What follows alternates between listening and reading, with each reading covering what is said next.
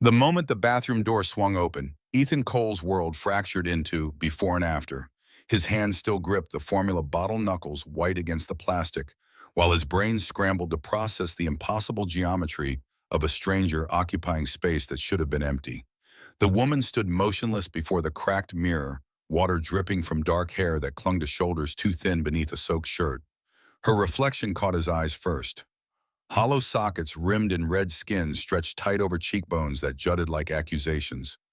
Then she turned and recognition flickered across features he had seen somewhere, sometime in a life that felt suddenly very far away.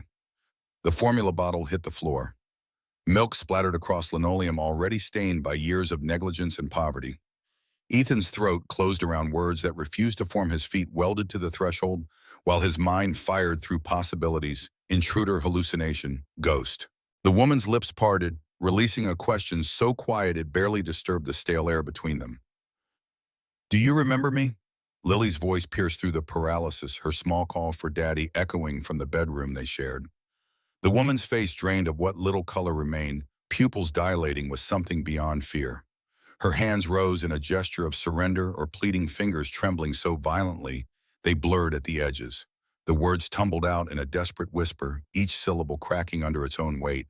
"Please don't let her see me. Please." 3 weeks earlier, Ethan had been a different man.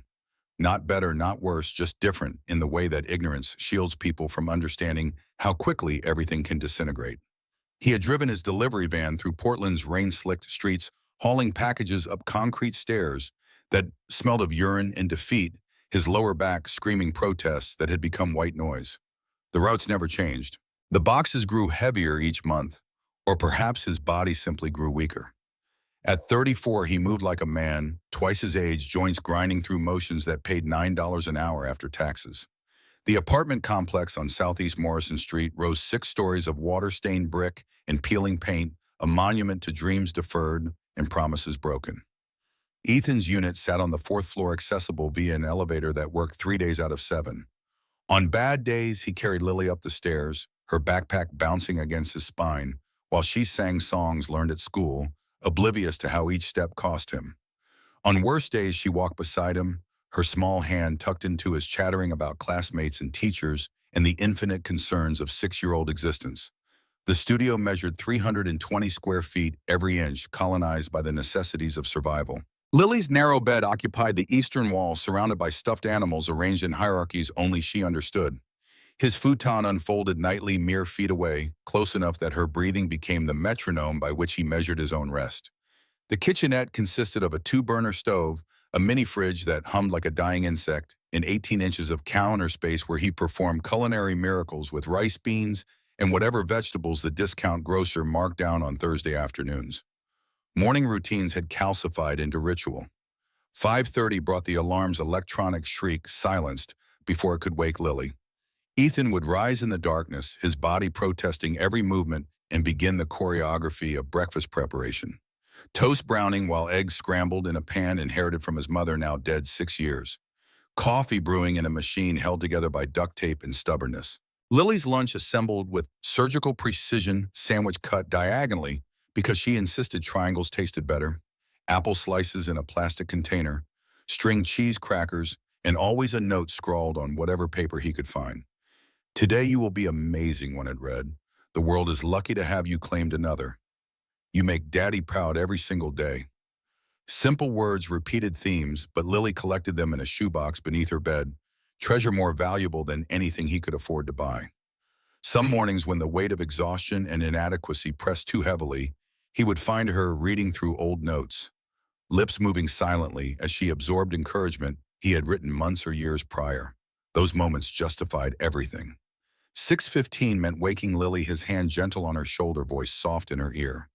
She would surface from sleep gradually, eyes fluttering open to reveal irises, the color of summer sky. Her hair, impossibly blonde and perpetually tangled, would stick up at angles that defied physics. He would carry her to the bathroom, help her wash face and brush teeth, then dress her in whatever clothes the laundromat had returned clean. Breakfast together at the folding table that served every function from dining to homework station. Her questions cascaded without pause. Why is the sky blue? What happens to rain after it hits the ground? Do ants have feelings? Can we get a dog someday? Ethan answered what he could, deflected what he couldn't, and marveled at the inexhaustible curiosity contained in 42 pounds of human. 7 o'clock brought the walk to Hawthorne Elementary, 6 blocks through neighborhoods that grew incrementally safer with each street crossed. He held her hand the entire way, scanning parked cars and shadowed doorways with vigilance born from stories he heard other parents whisper. Lily skipped beside him, backpack, bouncing voice lifting in songs about animals and letters and numbers.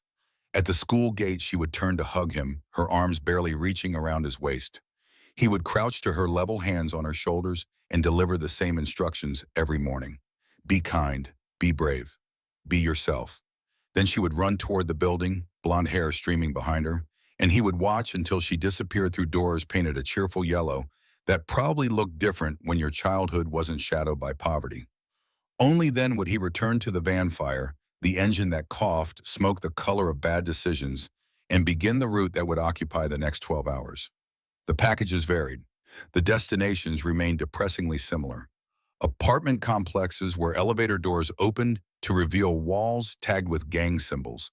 Office buildings where security guards watched him like he might steal the furniture. Suburban homes where residents emerged to collect their deliveries without meeting his eyes, as if acknowledging him might somehow transfer his failure through simple contact. He hauled boxes up driveways and stairs, knocked on doors, or left items on porches, then retreated to his van before anyone could decide he looked suspicious. Lunch happened in the van, if it happened at all. A granola bar from the dollar store, water from a jug he refilled at gas station bathrooms. Sometimes he would park near a playground and watch children swing and climb, imagining Lily among them, her laughter rising above the others. She deserved better than the rusted swing set behind their apartment building, the one with chains that squeaked and seats that sagged. She deserved birthday parties at bounce houses, summer camps by lakes, dance lessons and art classes, and all the enrichment activities the school sent home flyers about, knowing full well that most families in their district couldn't afford such luxuries. The manufacturing plant where Ethan had worked for 8 years remained visible from certain delivery stops, its smokestacks rising above the eastern industrial zone like tombstones. He had been a technician there, skilled with his hands and quick with solutions when machinery failed. The work had been hard but honest, the pay sufficient to rent a 2-bedroom apartment in a better neighborhood. He had been making plans, saving money, thinking about community college courses that might lead to engineering credentials. Then the economy had shifted in ways economists explained on news programs he couldn't afford time to watch, and the plant had closed with 48 hours notice. Severance packages went to management. Workers received cardboard boxes and security escorts to the parking lot. For 3 months, Ethan had hunted for similar positions, his resume growing dog-eared from constant updating. Manufacturing jobs had evaporated. The few that remained demanded certifications he couldn't afford or experience with software systems that hadn't existed when he had been learning his trade. Unemployment benefits provided a buffer, but not a solution. The 2-bedroom apartment became unaffordable. He had downgraded to a 1-bedroom, then to the studio, each move stripping away another layer of the life he had been building. The delivery job had materialized when desperation peaked. No experience necessary, the ad had promised. Immediate start.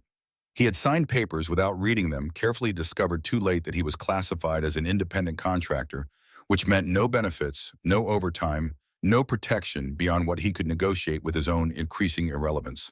But it was income, and income meant keeping Lily fed and housed and enrolled in school. Everything else was negotiable. Lily's mother had left when the baby was 4 months old. Ethan had come home from a night shift to find the apartment empty except for Lily sleeping in her crib, a note on the kitchen counter, composed of 3 sentences that rewrote his entire future. I can't do this. I'm not meant to be a mother. Don't look for me. He hadn't looked. Part of him understood that she had been drowning. That motherhood had arrived like a tsunami and swept away whoever she had been before. Part of him hated her with a fury that sometimes woke him in the night, hands clenched into fists, imagining confrontations that would never occur. Mostly he had simply adjusted. Bottles and diapers and sleepless nights, learning to burp a baby while researching childhood development on a library computer. Finding a daycare that accepted subsidized rates, then later a neighbor who watched Lily after school for cash under the table. Mrs. Chen lived 3 doors down, a widow in her 70s whose own children had scattered to distant cities. She had started watching Lily as a favor, then continued because, as she once told Ethan, the girl made the apartment feel less like a tomb. He paid her what he could, usually $80 a week, knowing it was far less than actual childcare costs, but more than her Social Security check provided in discretionary income. Mrs. Chen never complained. She would greet Lily after school with homemade cookies and Mandarin lessons, teaching her to count and recite basic phrases. Lily adored her, called her grandmother Chen, and drew pictures that decorated the old woman's refrigerator. Evenings were Ethan's favorite time, though they arrived only after he had driven home through traffic that transformed his van into a mobile prison, climbed stairs that left his knees aching, and collected Lily from Mrs. Chen's apartment. She would run to him, backpack forgotten on the floor, and wrap her arms around his legs. He would scoop her up, feeling her weight against his chest, breathing in the smell of her hair that always carried hints of whatever craft project had occupied the afternoon. "How was your day, sweetheart?" The question unleashed torrents of information. Who had said what at lunch? Which game had been played at recess? What story the teacher had read during circle time? Ethan listened to every word, asking follow-up questions, storing details about classmates he had never met but knew by reputation. Emma, who shared her crayons. Jason, who pushed on the playground. Ms. Rodriguez, who had the kindest smile and never yelled even when everyone was being loud. Dinner preparation became collaborative theater. Lily would stand on a chair beside him, stirring pots or arranging plates, her commentary continuous and cheerful. They would eat together at the folding table, her legs swinging beneath the chair because they didn't reach the floor, his body finally releasing tension accumulated through 12 hours of physical labor. Afterwards came homework, which at 6 years old consisted mainly of coloring sheets and simple math problems. Ethan would sit beside her, praising every effort, gently correcting mistakes without crushing confidence. Bath time at 7:30, Lily playing with plastic toys and water heated by a heater that clanked ominously. Pajamas at 8, teeth brushed until they gleamed, hair combed through tangles that made her squeal in mock agony. Then the ritual that justified every hardship, reading together on her bed, his body stretched out beside her smaller form book propped against raised knees. She would press against his side, her finger tracing illustrations, while he read aloud, performing voices for different characters, pausing when she interrupted with questions or observations. "Why does the bear want honey? Is the bear hungry like we get hungry?" "Yes, sweetheart, everyone gets hungry. Even rich people, even rich people." After the story prayers she had learned from Mrs. Chen, despite Ethan's own skepticism about divine intervention, then lights out, her voice rising in the darkness. "I love you, Daddy. I love you more, Lily." Impossible, her standard response delivered with the confidence of someone who had never yet learned that love could be quantified, measured, found wanting. In the silence after she slept, Ethan would unfold the futon, his body collapsing onto a mattress that had lost all structural integrity years ago. He would set his alarm for 5:30, plug his phone into the charger, and close his eyes against thoughts of bills coming due. The van needing repairs, he couldn't afford Lily outgrowing shoes faster than he could replace them. Sleep arrived in fragments, disturbed by noises from neighboring apartments, arguments bleeding through walls, televisions at volumes suggesting hearing loss, footsteps overhead at 3 in the morning. But they were surviving. Some days that felt like victory enough. The woman had appeared in the neighborhood 3 weeks before the bathroom encounter, though Ethan's awareness of her had been peripheral at best. She existed as a shadow at the edges of his vision, someone glimpsed while unloading packages or walking Lily to school. Always alone, moving with a slowness that suggested either exhaustion or despair.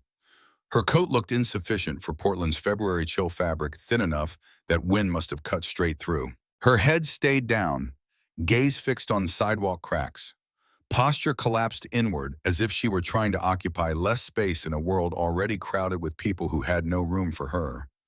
Ethan had noticed her in the way city dwellers notice the homeless, with a mixture of sympathy and relief that their circumstances remained different. She wasn't aggressive, didn't panhandle, didn't shout at invisible enemies. She simply existed in public spaces, a ghost haunting a city that specialized in manufacturing ghosts. He had seen her sitting on bus stop benches long after buses had come and gone. He had passed her in the convenience store on the corner of Morrison and 21st, where she had stood before the bread aisle with the intensity of someone solving complex equations. That had been the day everything shifted, though he hadn't recognized it at the time. Ethan had stopped at the store after dropping Lily at school, needing coffee for the road ahead. The woman had been there when he entered frozen before shelves of bread priced from 99 cents to $4 per loaf. Her hand had risen toward the cheapest option, then fallen back to her side. She had checked her pockets, fingers emerging with coins that glinted in fluorescent lighting. Her lips had moved silently, counting, calculating, deciding. Something in her stillness had reached across the space between strangers and taken hold of Ethan's attention. He had watched her choose a granola bar from an adjacent shelf, one of the generic ones that tasted like sawdust, compressed into edible form. She had carried it to the counter with the coins clutched in her palm, her eyes not quite meeting the cashier's face. The transaction had cost $1.06. She had been short by 19 cents. The cashier, a teenager with acne constellations across both cheeks and the dead eyes of someone working over night shifts, had stared at her with the patience of stone. "You're short." "I know, I'm sorry. Just the granola bar then." "That's $1.06. You don't have $1.06. The woman's hand had returned to her pocket, searching for coins that didn't exist. Her other hand had clutched the counter-edged knuckles white with the effort of remaining upright.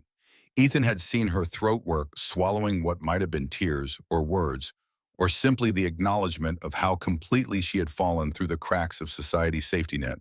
He had stepped forward, without conscious decision, his body acting before his brain could construct reasons why getting involved was a bad idea. His hand had emerged from his jacket with a sandwich, already made turkey and cheese from the deli section, plus a bottle of water.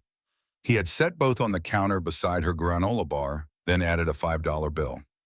"Ring these up together." The woman had turned to stare at him, her eyes widening with something between disbelief and suspicion. Ethan had offered a smile he hoped looked kind rather than pitying, though he suspected the distinction was invisible to someone whose circumstances had stripped away the luxury of distinguishing between the two. Everyone has bad days. Things will get better. He had paid before she could protest, collected his own coffee, and left the store while her mouth was still forming objections, or thanks, or questions.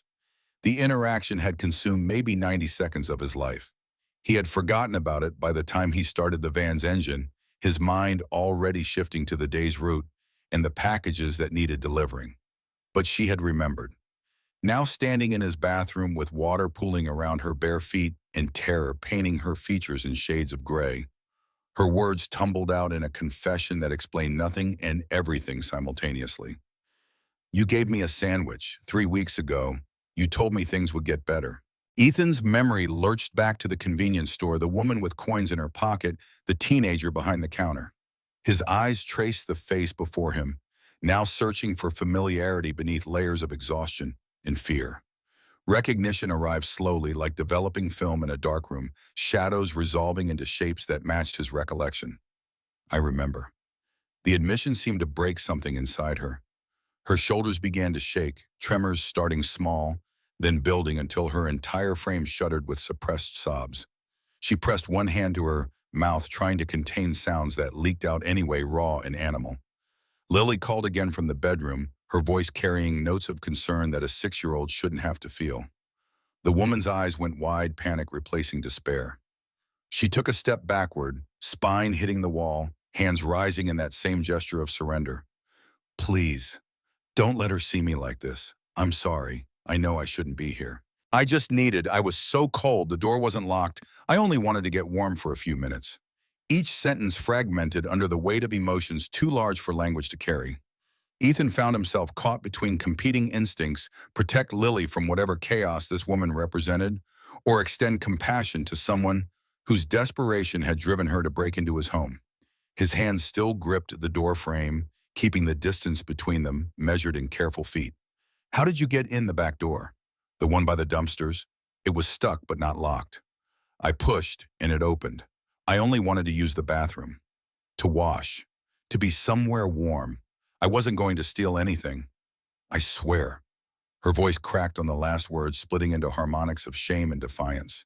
Ethan's eyes swept the small bathroom, searching for evidence that might contradict her claims. The medicine cabinet hung open, revealing the sparse collection of generic pain relievers and Lily's bubblegum-flavored toothpaste. Nothing appeared disturbed beyond the woman's presence itself. Lily's voice rose again, more insistent now. "Daddy, where are you? I need you." The woman's face crumpled. Tears spilled over lashes that looked too fragile to contain them, tracking through dirt or makeup or simply the accumulated grime of living rough. She slid down the wall until she sat on the closed toilet lid, her hands covering her face, shoulders heaving with silent sobs. Ethan felt his anger deflating like a punctured tire air or escaping in a long hiss that left only exhaustion in its wake. He looked at her, really looked, and saw someone who had reached the bottom of a fall so long and steep that gravity itself had lost meaning. Her clothes hung on a frame that suggested weeks without adequate food. Her skin bore that particular grayness that came from sleeping in places without heat. Her hair, still damp from whatever washing she had managed, showed patches where tangles had been cut out rather than combed through. "Wait here." He spoke quietly, more command than request, and pulled the door partially closed. His feet carried him to the bedroom where Lily sat cross-legged on her bed, her favorite stuffed bear clutched to her chest. Her expression mixed confusion with the beginnings of fear, eyes too wide for her small face. "Who's in the bathroom, Daddy?" His mind raced through possible explanations, discarding lies as quickly as they formed. Lily had inherited his inability to maintain deception, could sense dishonesty the way animals sense coming storms. He knelt beside her bed, hands gentle on her knees. "A woman who needs help, sweetheart. She's very scared and very sad. Daddy needs a few minutes to talk with her. Can you stay here and be patient? Is she a stranger?" "Yes." "Did she break in?" The bluntness of the question caught him off guard. Lily watched him with an intensity that reminded him she absorbed far more than he sometimes credited. He chose his words carefully, aware that whatever he said next would shape how she understood the situation. She came in through a door that wasn't locked properly. She didn't know anyone was home. She just needed somewhere warm. "Are you mad at her? I don't know yet. I'm trying to understand what happened." Lily processed this information with the seriousness of a judge reviewing evidence. Her grip on the bear tightened, small fingers disappearing into synthetic fur. Then she nodded, her blonde hair bouncing with the motion. "Okay, but Daddy, if she's sad and scared, maybe she needs a hug. Mrs. Chen says hugs make everything better." The simple wisdom of the statement hit him like a physical blow. He pulled Lily close, kissing the top of her head, breathing in the scent of the strawberry shampoo he bought 4 bottles at a time when the dollar store had them on sale. "You have the biggest heart, Lily Cole. Don't ever let anyone take that from you." She hugged him back, her arms barely reaching around his neck. Then she settled onto her bed, bare positioned beside her, prepared to wait as requested. Ethan stood his knees protesting and returned to the bathroom where the woman sat exactly as he had left, her collapsed into herself like a building mid-demolition. He closed the door behind him, creating a space separate from his daughter's awareness. The formula bottle still lay on the floor, its contents spreading in a pale puddle. He retrieved it, set it on the sink, then lowered himself to sit on the edge of the bathtub. The porcelain felt cold through his jeans. He waited, giving the woman time to compose herself or continue falling apart, whatever she needed to do. Eventually, her hands lowered from her face. She looked at him with eyes that had seen too much and expected nothing. His voice, when he finally spoke, carried no judgment, only exhaustion. "Start from the beginning." So she did. Her name was Claire Donovan, though she hadn't used it in weeks, had cycled through fake names and cash-only transactions, trying to stay invisible in a city full of cameras and digital fingerprints. She had been an executive assistant at Cascade Technologies, a mid-sized firm downtown that specialized in something involving cloud infrastructure and data management details. Ethan didn't fully comprehend, and Claire didn't bother explaining. The job had been good, stable, the kind of position that paid enough to rent a decent apartment and save a little each month. She had been competent, maybe more than competent. Her boss had trusted her with access to files most employees never saw: financial reports, contracts, internal communications between executives. The trust had been earned through 2 years of reliable performance, of arriving early and staying late, of anticipating needs before they became problems. She had believed in the company, in the work they were doing, in the narrative of innovation and progress and that management sold during all-hands meetings. Then she had started noticing inconsistencies. At first, small things. Invoices from vendors she couldn't find in any business or registry. payments flowing to shell companies registered in states that existed primarily as tax havens, contracts signed by executives whose names didn't appear on the company directory. She had assumed mistakes to confusion in the rapid growth that Cascade had been experiencing. But the inconsistencies had multiplied, forming patterns that her analytical mind couldn't ignore. She had started digging quietly during lunch breaks and evenings when the office emptied. She had cross-referenced payments with project milestones, traced money flowing through accounts that existed only on internal spreadsheets. The picture that emerged turned her stomach. Cascade's executives were siphoning money, millions of dollars, routing it through fake vendors and phantom contracts. The fraud had been running for at least 3 years, possibly longer. Investor money, client payments, all of it bleeding away to private accounts. Claire had convinced herself that bringing it to light was the moral thing to do. She had imagined herself a hero, someone who stood up for what was right even when it was difficult. She had printed documents, copied files to a USB drive she bought at an office supply store, compiled evidence that she believed would be irrefutable. Her mistake had been confronting her boss directly. She had scheduled a meeting, closed the door to his office, laid out what she had found. He had listened with an expression of mild interest, occasionally nodding, never interrupting. When she finished, he had leaned back in his leather chair, hands folded across his stomach, and smiled. Not warmly. The smile had contained no humor, only cold assessment. "You're a smart woman, Claire. Smart women know when to keep their mouths shut." The threat had been unsubtle. She had left his office shaking, clutching the printed documents, realizing too late that she had shown her hand to someone with far more power than she possessed. Within 24 hours, everything had fallen apart. Security had escorted her from the building, claiming she had been stealing company property. Her bank accounts had been frozen pending investigation of fraud allegations. Her apartment had been broken into, personal files scattered, her laptop stolen. She had gone to the police with the USB drive and her story. The officers had listened politely, taken notes, then explained that without evidence of physical harm or clear criminal action, there wasn't much they could do. Corporate fraud investigations required resources their department didn't have. Maybe she should contact a lawyer or the FBI. They had sent her away with a case number that felt like a participation trophy. The lawyer she found had wanted a retainer she couldn't pay. Her savings were locked in accounts she couldn't access. Credit cards had been canceled. Her phone service had been disconnected for non-payment. Within a week, she had become functionally invisible, erased from the systems that defined existence in modern society. The eviction had come next. Her landlord had claimed missed rent payments, though Claire insisted she had always paid on time. Didn't matter. The legal system moved faster when someone with money wanted you gone. Her belongings had appeared in the hallway.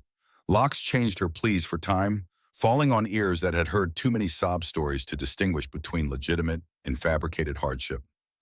She had tried staying with friends, but friends had proven scarce when circumstances turned dire. College acquaintances made excuses. Co-workers didn't return calls. The few who did had listened to her story with increasing skepticism, as if paranoia were contagious, and they feared catching it through simple proximity. Eventually, she had stopped asking. Her car had been stolen or repossessed, she wasn't entirely sure which, from a parking lot where she had been sleeping. Everything of value had vanished with it: clothes, documents, the last $200 she had managed to withdraw before the accounts froze. She had been left with the coat she wore, a backpack containing the USB drive, and a few toiletries, in the growing certainty that she had miscalculated how quickly the powerful could destroy someone weak.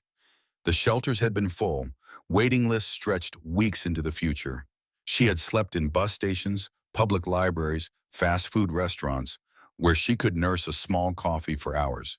Security guards had routed her from most places, eventually their instructions polite but firm. "Can't loiter here, ma'am. Move along." She had started washing in public bathrooms, changing clothes when possible, trying to maintain some veneer of normalcy. But dirt accumulated faster than she could clean it away. Her appearance deteriorated, crossing thresholds that transformed her from temporarily displaced to permanently homeless in the eyes of those who bothered to look. The sandwich at the convenience store had been the first kindness anyone had shown her in weeks. She had carried the wrapper in her pocket afterward, a talisman proving that compassion still existed somewhere in the world. When temperatures had dropped below freezing the previous night, when her body had begun to shut down from exposure and exhaustion, she had found herself walking through Ethan's neighborhood, drawn by the memory of his face and the hope that Maybe somehow the man who had helped her once might help her again.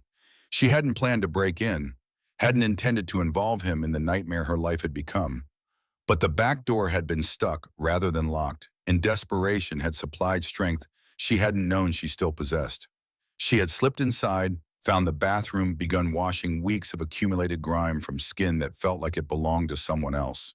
The hot water had been a revelation, a luxury so profound it had broken something inside her. She had stood under the weak stream and cried, finally allowing herself to feel the full weight of how far she had fallen. Then Ethan had opened the door, and the last fragment of her hope had shattered into the recognition that she had crossed a line from which there might be no return. Ethan listened to all of this in silence, his expressions cycling through disbelief, anger, sympathy, and exhaustion.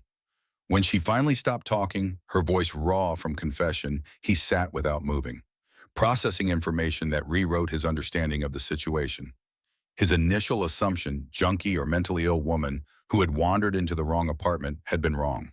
She wasn't dangerous in the way he had feared. She was simply someone whose bad luck had compounded exponentially, each setback making the next more inevitable. But she had also brought danger to his doorstep. Men who could freeze bank accounts and orchestrate evictions didn't stop pursuing someone who threatened them with evidence of crimes worth millions. If she was telling the truth, if the USB drive contained what she claimed, then her presence in his home had transformed it from sanctuary to target. Why here? Why my apartment? Claire's hands twisted together in her lap, fingers nodding and unnodding in rhythms of anxiety. I recognized your building from that day at the store. I remembered thinking you looked tired but kind. When I was walking last night freezing, I saw the building and thought maybe I could just warm up for a few minutes in the hallway. Then I found the back door. I didn't know which apartment was yours. I just came inside and found the bathroom. I wasn't thinking clearly. I'm sorry. The apology hung between them, inadequate but sincere.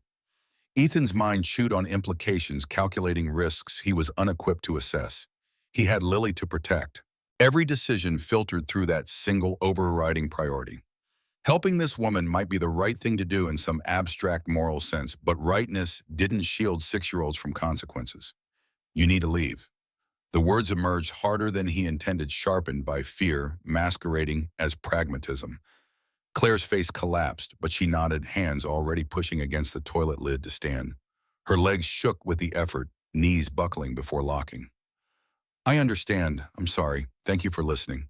She moved toward the door, each step uncertain, her hand reaching for the knob. Ethan stayed seated on the bathtub's edge, telling himself he was making the sensible choice, the only choice a responsible father could make. She would leave, disappear back into whatever shadows had hidden her before, and his life would return to its previous configuration of poverty and struggle, but at least predictable safety. The bathroom door opened before Claire reached it. Lily stood in the hallway, her bear dangling from one hand, her expression solemn with the gravity only children can achieve when confronting adult problems. Her eyes found Claire, first taking in the wet hair and gaunt features and trembling hands. Then she looked at her father, and in that look he saw judgment delivered without words. The lady is leaving. Lily's voice carried no accusation, only curiosity, but Ethan felt the question like an indictment. He stood, his hand reflexively reaching for his daughter, but she had already stepped past him, moving toward Claire with the fearlessness of someone too young to understand danger. Are you okay? Claire stared down at the small face tilted up toward her own eyes, widening with something approaching wonder. Her mouth opened, but no sound emerged. She shook her head instead, a tiny motion that acknowledged more than words could carry. Lily turned to the towel rack, her small hands pulling down a bath towel that had been washed. So many times the fabric felt more like gauze than terry cloth. She held it out, arms extended, offering comfort in the only way she knew. You're shaking. You should get warm first. The gesture was so simple, so free of calculation or judgment, that Ethan felt something fundamental shift inside his chest. He watched Claire's hands reach out slowly, take the towel with the reverence usually reserved for sacred objects. She clutched it to her body, her face contorting with emotions that had no name, and fresh tears spilled down cheeks already raw from crying. Thank you, she whispered. Thank you so much. Lily patted Claire's arm, the motion gentle, and looked back at her father with eyes that asked a question he suddenly couldn't ignore. His daughter, who owned almost nothing and understood poverty as simple reality rather than injustice, had just demonstrated more humanity than he was managing. The shame of that realization hit him like cold water, shocking him into awareness of how fear had been masquerading as practicality. He cleared his throat, the sound rough in the small space. "Claire, when's the last time you ate?" She looked at him, confusion replacing despair. Her mouth moved silently, trying to calculate time that had lost structure. "I don't remember. Days, maybe." Ethan exhaled through his nose, accepting what he was about to do, despite every instinct screaming that involvement meant danger. He took Lily's hand, his grip gentle but firm. "Then we'll start there. Come out when you're ready. I'll make breakfast." He guided Lily back to the bedroom, ignoring her barrage of questions about who the lady was and why she was so sad, and could they keep her. He distracted her with the task of choosing what to wear to school, then moved to the kitchenette and began pulling ingredients from the mini fridge. Eggs, half a loaf of bread margarine because butter cost too much. He set an extra plate on the folding table, acknowledging through action what his words hadn't quite committed to. The sound of running water from the bathroom continued for several minutes. When it finally stopped, silence stretched until Ethan wondered if Claire had somehow escaped through a window too small for any adult to fit through. Then the door opened, releasing steam into cooler air, and Claire emerged. She looked marginally more human, face clean and hair somewhat less chaotic. But she also looked more vulnerable, the grime having provided a kind of armor that its absence revealed. She stood in the doorway, uncertain hands still clutching the towel Lily had given her.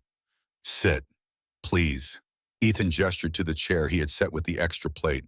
Claire moved carefully, as if sudden movements might cause the floor to collapse, and lowered herself onto the seat.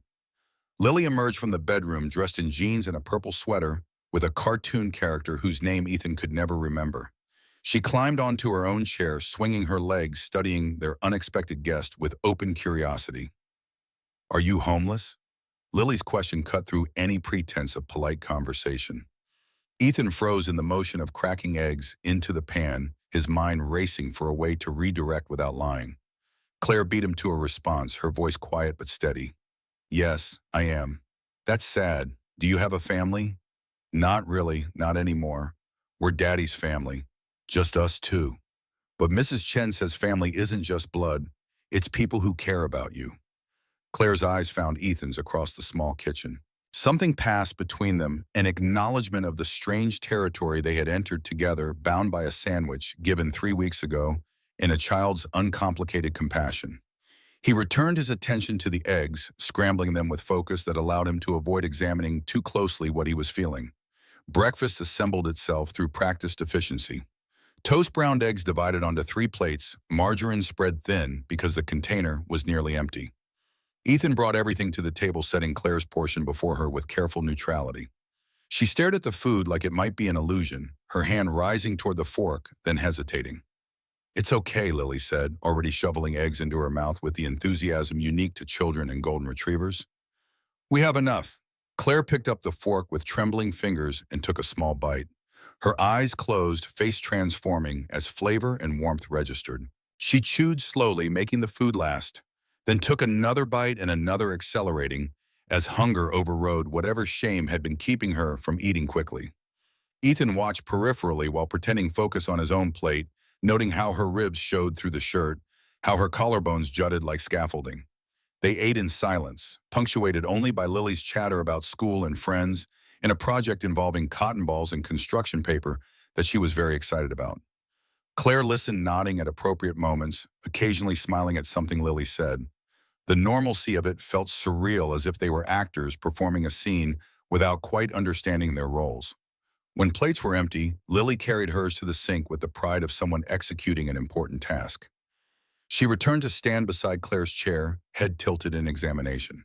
"Are you going to stay?" The question hung in air, thick with implications. Ethan opened his mouth to provide an answer that was his to give, but Claire spoke first. "I don't know. That's up to your daddy." All eyes turned to him. Ethan felt the weight of the moment, understanding that whatever he said next would set their trajectory. He could still send her away, could choose safety over compassion, could prioritize his daughter's protection above all else. That was what responsible fathers did. That was what survival in their circumstances demanded. But Lily was watching him with those enormous blue eyes, waiting to see what kind of man her father would choose to be. And Claire was waiting with the resignation of someone who had learned to expect rejection, who had already begun the psychological process of returning to cold streets and public bathrooms. Ethan thought about the sandwich he had bought without hesitation, the way he had handed it to a stranger and told her things would get better. He thought about Lily's towel offered with the same unthinking kindness. He thought about his own mother, dead 6 years now, who had always said that character was defined by how you treated people who could offer you nothing in return. You can stay for a little while, just until we figure out what to do. The words emerged quieter than he intended, but their impact was loud. Claire's hands flew to her face, covering a sob that escaped anyway. Lily clapped her enthusiasm, uncomplicated by the logistics that were already crowding Ethan's mind. He held up a hand, forestalling celebrations. But we need rules. I have to go to work. You'll stay here with the door locked. You don't answer if anyone knocks. You don't go near the windows. And tonight when I get back, you tell me everything. No more half-truths. Everything. Claire nodded, hands dropping to reveal a face transformed by something that might have been hope or gratitude or simply relief at having a few more hours of safety. She wiped her eyes with the back of her hand, voice thick when she spoke. Thank you, I promise I'll... He cut her off with a gesture. Thank me later, after we figure out if I just made a terrible mistake. The words were harsh, but Claire nodded understanding. She knew what he was risking, what he was offering, the knife-edge balance between kindness and foolishness. Ethan stood, began clearing plates, his mind already moving through the day's logistics. He would take Lily to school, complete his route return before dark. Simple plan. Nothing could go wrong except everything. Lily hugged Claire before they left, her small arms wrapping around a waist too thin for health. Claire hugged back, careful as if afraid her touch might break something fragile. Then Ethan and Lily were out the door, descending stairs, emerging into morning cold that bit through jackets and reminded them winter wasn't finished. The walk to school proceeded like always, Lily's hand in his, her voice rising in questions and observations. But Ethan's attention divided, part of him listening to his daughter, part scanning the street for signs of trouble he couldn't define. They reached Hawthorne Elementary without incident. He delivered his usual instructions: be kind, be brave, be yourself, and watched her disappear through yellow doors. The van started with its typical reluctance, coughing smoke before the engine caught. Ethan sat for a moment, hands on the wheel, staring at nothing. What had he done? What had he brought into their lives? The questions had no good answers. Only the echo of his mother's voice reminding him that doing nothing was still a choice and not always the right one. He drove his route on autopilot, hauling boxes upstairs, knocking on doors, accepting signatures from people who barely looked at him. His mind churned through scenarios, each one worse than the last. What if Claire's story was a lie? What if she was mentally ill? Dangerous, a threat he had invited across his threshold. What if men came looking for her? What if they hurt Lily, but what if her story was true? What if she was exactly what she appeared? Someone desperate who had tried to do the right thing and been crushed for it. What if turning her away meant condemning her to freeze on streets that didn't care whether she lived or died? The moral calculus refused to resolve into clear answers. Ethan delivered packages, collected signatures, drove through neighborhoods that blurred together into a single impression of concrete and struggling lives. Lunch never happened, the granola bar forgotten in his focus on completing the route quickly enough to get home before Lily finished school. 4 o'clock found him climbing stairs to the 4th floor, his heart rate elevated beyond what physical exertion explained. He unlocked the door, pushed it open, and saw Claire exactly where he had left her, sitting on the futon with the towel still wrapped around her shoulders. She had been crying, her eyes were red and swollen, but she stood when he entered, hands wringing together. Everything okay? She nodded quickly, too quickly, the motion of someone desperate to please. No one came. I stayed away from the windows like you said. I didn't touch anything except the bathroom. Ethan believed her. The apartment looked exactly as he had left it. Nothing disturbed, no sign of ransacking or theft. Relief flooded through him, followed immediately by the recognition that one day of nothing happening meant very little about tomorrow or the day after. I need to get Lily. Can you stay here? Yes, I will. He left again, descended stairs that felt steeper than usual, walked the 3 blocks to Mrs. Chen's apartment. Lily greeted him with her usual enthusiasm, backpack slung over one shoulder, already chattering about her day. Mrs. Chen smiled from her doorway, waved goodbye, and Ethan guided his daughter back through streets that seemed to have acquired shadows where none had existed that morning. Inside the apartment, Lily immediately gravitated toward Claire, who had moved to sit at the folding table. She showed Claire drawings from school explained in exhaustive detail, a game played at recess, asked if Claire liked macaroni and cheese, because that was what they were having for dinner. Claire listened with an attention that seemed to require her entire focus, nodding and smiling, and occasionally asking questions that made Lily light up with the joy of being heard. Ethan prepared dinner, his hands moving through familiar motions while his mind remained elsewhere. The domestic scene should have felt comforting. Instead, it felt like a setup, the calm before storms that arrived without warning. He kept glancing at the door, expecting knocks that never came. They ate together, three people around a table meant for two knees bumping elbows, crowding. Lily dominated conversation, her voice filling spaces that might otherwise have been occupied by tension. After dinner came homework, bath time pajamas, the bedtime story that tonight felt like a luxury they couldn't afford, but Ethan provided anyway because Lily's routine was sacred. When his daughter finally slept breath, evening into the rhythm of dreams, Ethan returned to the main room where Claire waited on the futon, hands folded in her lap, posture suggesting someone prepared for judgment. He sat in the chair across from her, the folding table between them like a negotiating surface. Now tell me everything, starting with exactly what's on that USB drive. Claire reached into her coat pocket, the one she hadn't taken off despite the apartment's warmth. Her hand emerged holding a small flash drive, black and unremarkable, the kind sold in packs of 10 at office supply stores. She set it on the table between them, and Ethan stared at it, this tiny object that supposedly contained evidence of crimes worth millions. She talked for over an hour, her voice low enough not to wake Lily, explaining in detail what she had found at Cascade Technologies. She described shell companies registered to addresses that were actually UPS stores. She outlined payment flows that started with legitimate invoices but terminated in offshore accounts. She named executives Marcus Webb, the CFO, Jennifer Santos, VP of Operations, her own boss, David Klein, Senior Director of Finance, and detailed their roles in the fraud. The scheme had been elegant in its simplicity. Cascade Technologies had been growing rapidly, attracting investor money and client contracts. The executives had created fake vendors companies that existed only on paper and authorized payments for services never rendered. The amounts had been carefully calibrated to stay beneath thresholds that triggered automatic audits. A few thousand here, 10,000 there, dispersed across dozens of fake companies and hundreds of transactions. Over 3 years, they had siphoned nearly $8 million. Claire had documented everything, emails discussing the scheme in language barely coded, financial spreadsheets showing discrepancies between reported and actual expenses, contracts signed with digital signatures that forensic analysis would prove were forged. She had also recorded meetings using her phone positioned in her purse, capturing conversations where executives discussed how to launder money through cryptocurrency exchanges and real estate purchases. The evidence was comprehensive, damning, exactly the kind that could dismantle an entire organization and send multiple people to prison for years. Why didn't you just mail it anonymously to the SEC or FBI? Ethan's question was reasonable. Claire's answer revealed the complexity beneath surface logic. I tried. I sent an anonymous email to the FBI's tips line. Never heard back. I think they get thousands of tips and most are garbage.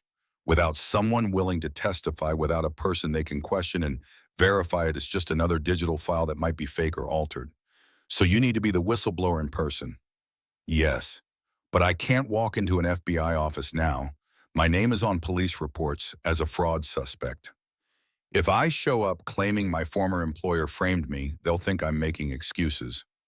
I need someone they'll take seriously, someone with credibility. I don't know who that is. The hopelessness in her voice was total, the sound of someone who had exhausted every option and found them all locked. Ethan picked up the USB drive, turning it over in his fingers, feeling its weight negligible in physical terms on crushing an implication. I know someone. Maybe. Claire's head snapped up, eyes widening. The words had emerged before Ethan fully processed the decision to speak them. But now committed, he continued. Guy I used to work with at the plant. Rick something. He left to become a cop. Portland PD. We weren't close, but we were friendly.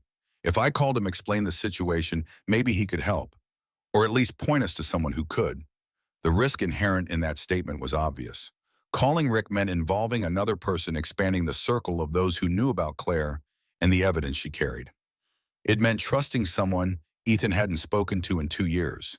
It meant taking action that couldn't be undone. But what was the alternative?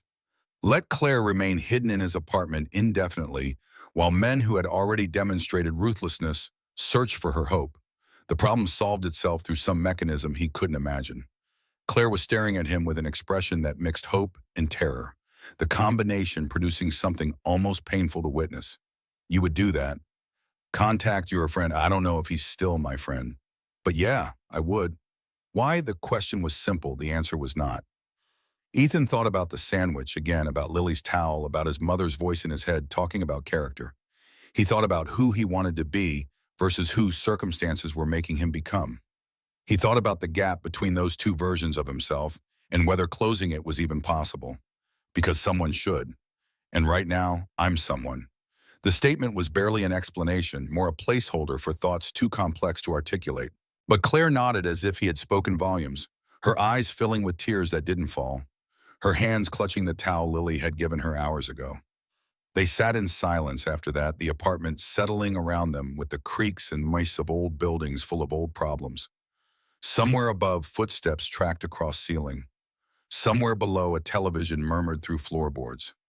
Outside, the city continued its indifferent rotation, caring nothing for the small drama unfolding in 320 square feet of rented space. Ethan eventually stood, exhaustion pulling at bones that felt older than his 34 years. He gestured toward Lily's bed. You can sleep there tonight. I'll take the futon.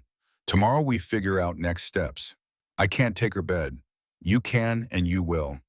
Lily will sleep with me for one night. She'll think it's an adventure. Claire looked like she wanted to argue but lacked the energy. She moved toward the bed, each step heavy with the accumulated weariness of weeks without rest. She sat on the edge, then lay down fully clothed, her body curling into a position that suggested someone who had forgotten how to feel safe. Within minutes, her breathing evened into sleep. Ethan watched her for a moment, this stranger who had become his responsibility, through a chain of decisions that seemed inevitable in retrospect. Then he unfolded the futon, collected Lily from her bed, with movements careful enough not to wake her, and settled them both onto the makeshift surface. His daughter mumbled something unintelligible, then pressed against his side, seeking warmth and sleep. He stared at the ceiling, tracking cracks that mapped the building's slow decay, and wondered if he had just saved someone or doomed them all. Morning arrived with the alarm's electronic scream. Ethan silenced it before it could wake Lily, extracted himself from her sleeping form, and began the day's routine with adjustments. Claire still slept in Lily's bed, her face smoothed by unconsciousness into something younger than her 31 years. He let her rest, prepared. Breakfast quietly woke his daughter with whispers. Can the lady stay in my bed again tonight? Lily's question came while he was brushing her hair, his fingers working through tangles with practiced gentleness. He met her eyes in the bathroom mirror, seeing his own uncertainty reflected back as simple trust. Maybe, sweetheart. We'll see. I like her. She's nice. And she needs us. The observation was delivered with the certainty of someone who saw the world in clear terms. People either needed help or didn't, and helping was obviously the correct response. Ethan wished he could maintain that clarity, that uncomplicated moral vision. But adulthood had taught him that help could be dangerous, that kindness could be exploited, that sometimes the people who needed you most were the ones who destroyed you in the process.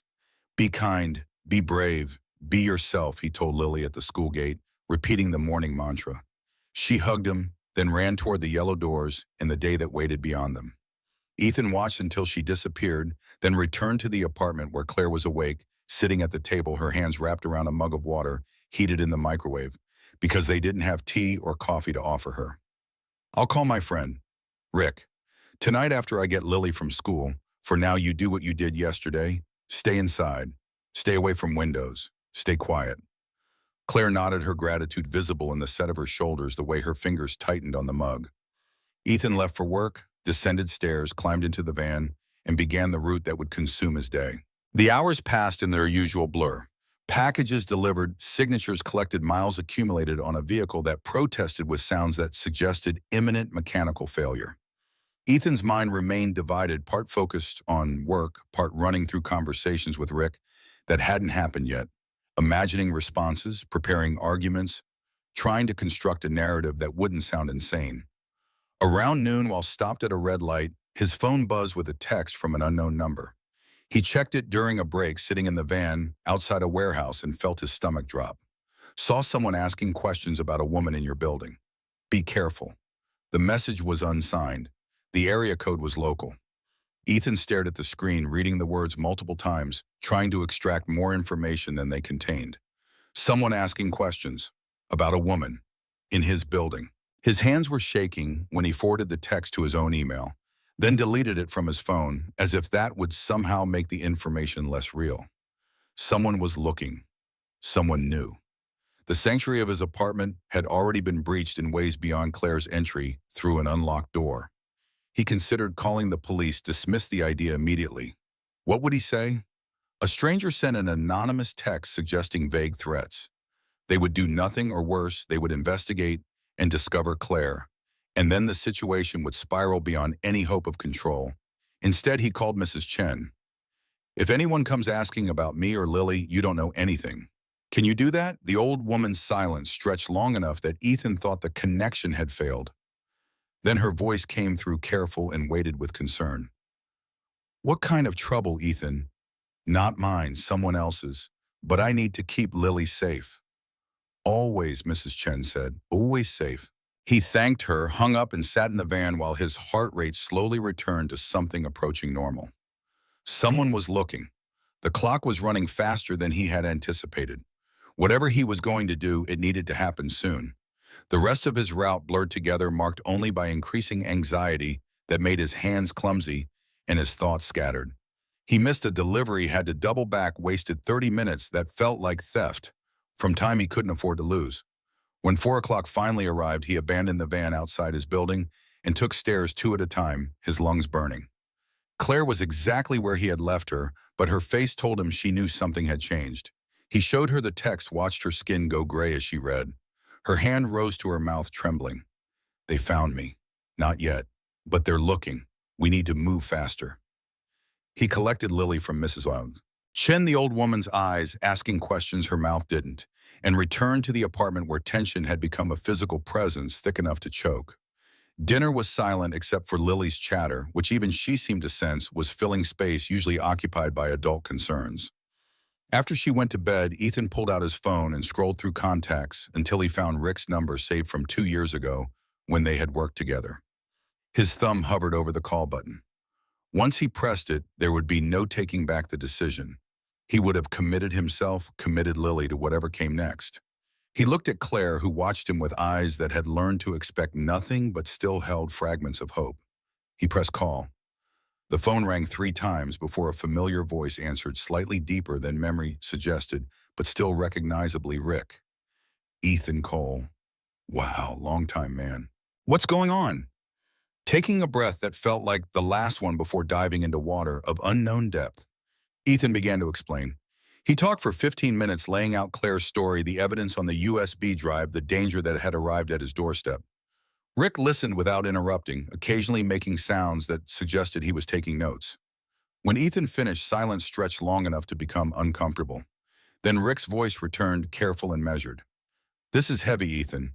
Corporate fraud, frozen accounts, people chasing her. This isn't something I can just handle. I'm patrol, not white-collar crime. But I know someone. FBI agent specializes in financial crimes. I could reach out, see if she's interested. The word FBI sent electricity through Ethan's nervous system. Federal involvement meant escalation, meant resources beyond local police capabilities. But it also meant exposure, official records, the kind of attention that could go wrong in ways he couldn't predict. How long would that take, Rick? Exhaled static crackling through the speaker. I'll make calls tonight. Tomorrow morning at the latest. Can you sit tight until then? Not much choice, Ethan. Listen, if what she's saying is true, these people won't stop. You need to be smart. Keep her out of sight. Don't tell anyone else. And if you see anything suspicious, call 911 immediately. Don't try to be a hero. The advice was sensible. Ethan wondered if he had already violated the hero clause by letting Claire into his home in the first place. They exchanged a few more words, establishing a plan for Rick to call back after contacting the FBI agent, then hung up. Claire had been listening, her face cycling through emotions as the conversation progressed. When Ethan set the phone down, she looked at him with an expression he couldn't quite name. "Thank you for believing me, for helping me." He didn't respond immediately, his eyes drifting toward the bedroom where Lily slept, trusting him to keep her safe, believing that her father made good decisions. The weight of that trust felt crushing. He hoped he deserved it. He feared he didn't. "Just so we're clear, if anything happens to my daughter because of this, I will never forgive myself, or you." The words were harsh, deliberately so establishing boundaries that needed to exist. Claire nodded, accepting the condition without protest. She understood what he was risking, what he stood to lose. Her presence in his home was a debt she could never fully repay, no matter how the situation resolved. They sat together in the dimness of the apartment, two people who had been strangers days ago, now bound by circumstances neither had chosen. Outside, Portland's night sounds filtered through walls too thin to provide real privacy. Somewhere nearby, a siren wailed. Somewhere farther, music played too loud. The city continued its indifferent rotation, and Ethan wondered if the morning would bring solutions or catastrophes. He thought about calling Rick back, insisting on faster action. He thought about driving Claire to a police station himself, demanding protection. He thought about packing bags and running, taking Lily somewhere far away, where corporate fraud and dangerous men couldn't reach them. But he did none of those things.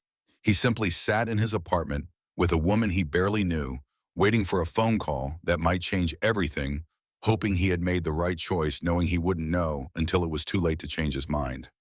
Above them, footsteps crossed a ceiling. Below them, a television murmured. And in the bedroom, Lily slept, dreaming, whatever six-year-olds dream, her stuffed bear tucked against her chest, her faith in her father absolute and unexamined. That faith, Ethan thought, might be the most terrifying thing of all. Morning came without answers. Rick didn't call. Ethan sent Lily to school, went to work, delivered packages through a haze of anxiety that made every face potentially threatening. He returned that afternoon to find Claire pacing the small apartment like a caged animal, her hands twisting together, her eyes red from crying, or exhaustion, or both. Still nothing. Her voice cracked on the words. Ethan shook his head, pulling out his phone to check for messages he knew weren't there. The silence felt like verdict, though, of what he couldn't say. Then Lily's voice cut through the tension from the bedroom. "Daddy, there's a man outside, in a black car. He's just sitting there, looking at our building." The words transformed everything. Ethan moved to the window, keeping to the side, peering out from an angle. 4 stories down, a black sedan sat at the curb, engine running, exhaust visible in the afternoon cold.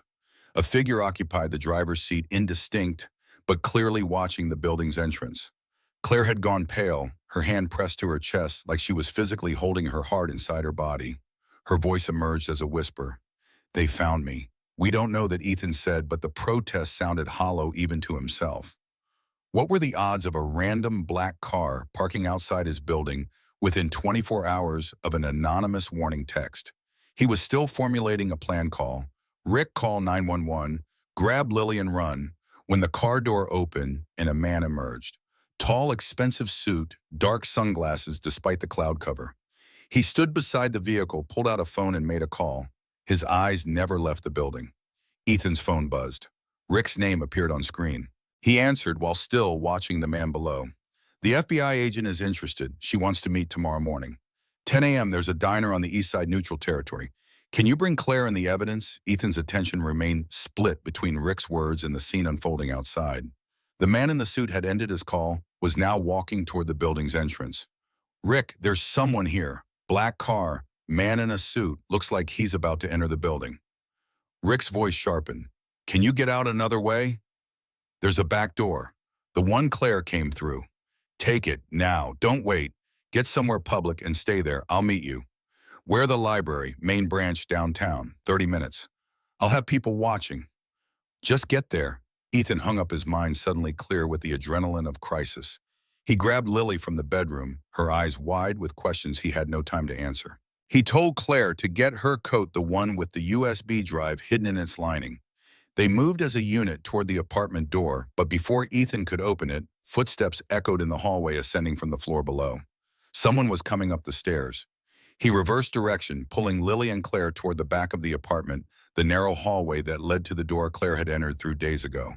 His hands fumbled with the lock, time stretching into nightmare dimensions where simple mechanical actions took forever. The lock finally turned. The door opened onto a stairwell that smelled of garbage and stale cigarettes. Behind them, knocking started at the apartment door. Firm, persistent, the sound of someone who expected to be answered. "Portland PD, open up!" The voice carried authority, but Ethan didn't believe it. Real cops didn't arrive in expensive suits, driving cars that cost more than he made in a year. He pulled Lily and Claire into the stairwell, eased the door closed, and began descending. The stairs seemed endless. Each landing opened onto hallways identical to his own doors, concealing lives he would never know. They reached ground level and emerged into an alley behind the building, trash dumpsters, creating shadows that offered minimal concealment. Ethan paused, checking both directions, seeing no one. Which way? Claire's question demanded an answer he didn't have. Left led toward a street with more traffic. Right led deeper into the alley system that connected buildings. Both options felt equally dangerous. He chose left toward people and witnesses and the theory that violence happened more easily in isolation. They walked fast without running, three people trying to look like they belonged, despite everything suggesting otherwise. Lily's hand gripped his with strength that made his fingers ache. She hadn't said a word since they left the apartment, her face set in an expression of fear, carefully controlled. They emerged from the alley onto Southeast Morrison, turned right toward downtown, and began walking. Behind them, Ethan heard a car engine, but when he glanced back, he saw only normal traffic. Nothing that looked immediately threatening. They walked 4 blocks, then ducked into a convenience store where fluorescent lighting and security cameras offered minimal protection. Ethan called Rick while pretending to shop, phone pressed to his ear, his other hand maintaining contact with Lily. The old cop answered immediately. "Where are you, Morrison and 24th? Inside a store. Stay there. I'm sending a patrol unit. 5 minutes. Claire stood near the door, watching the street through glass marked with advertisements for lottery tickets and cigarettes. Her posture radiated tension, every muscle coiled for flight.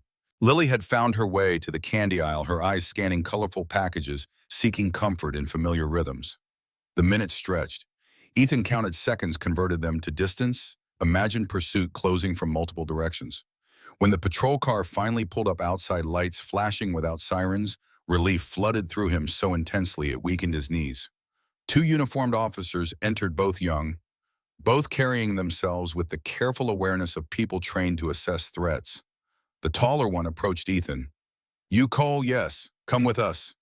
They escorted all 3 to the patrol car, Ethan and Lily in back, Claire in front.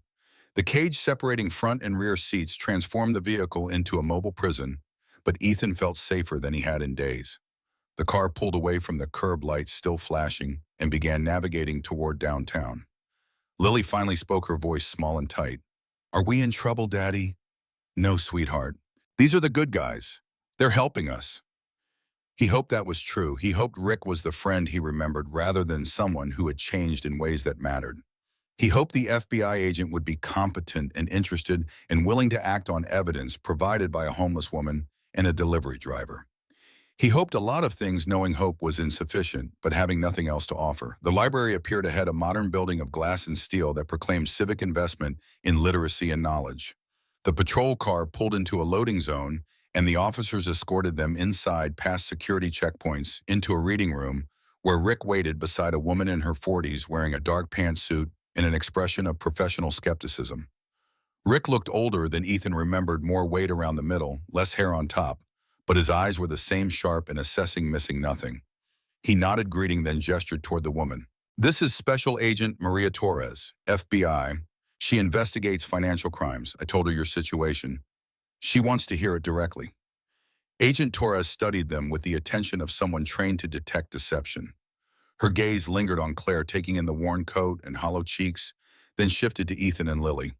When she spoke, her voice carried no emotion, only professional distance.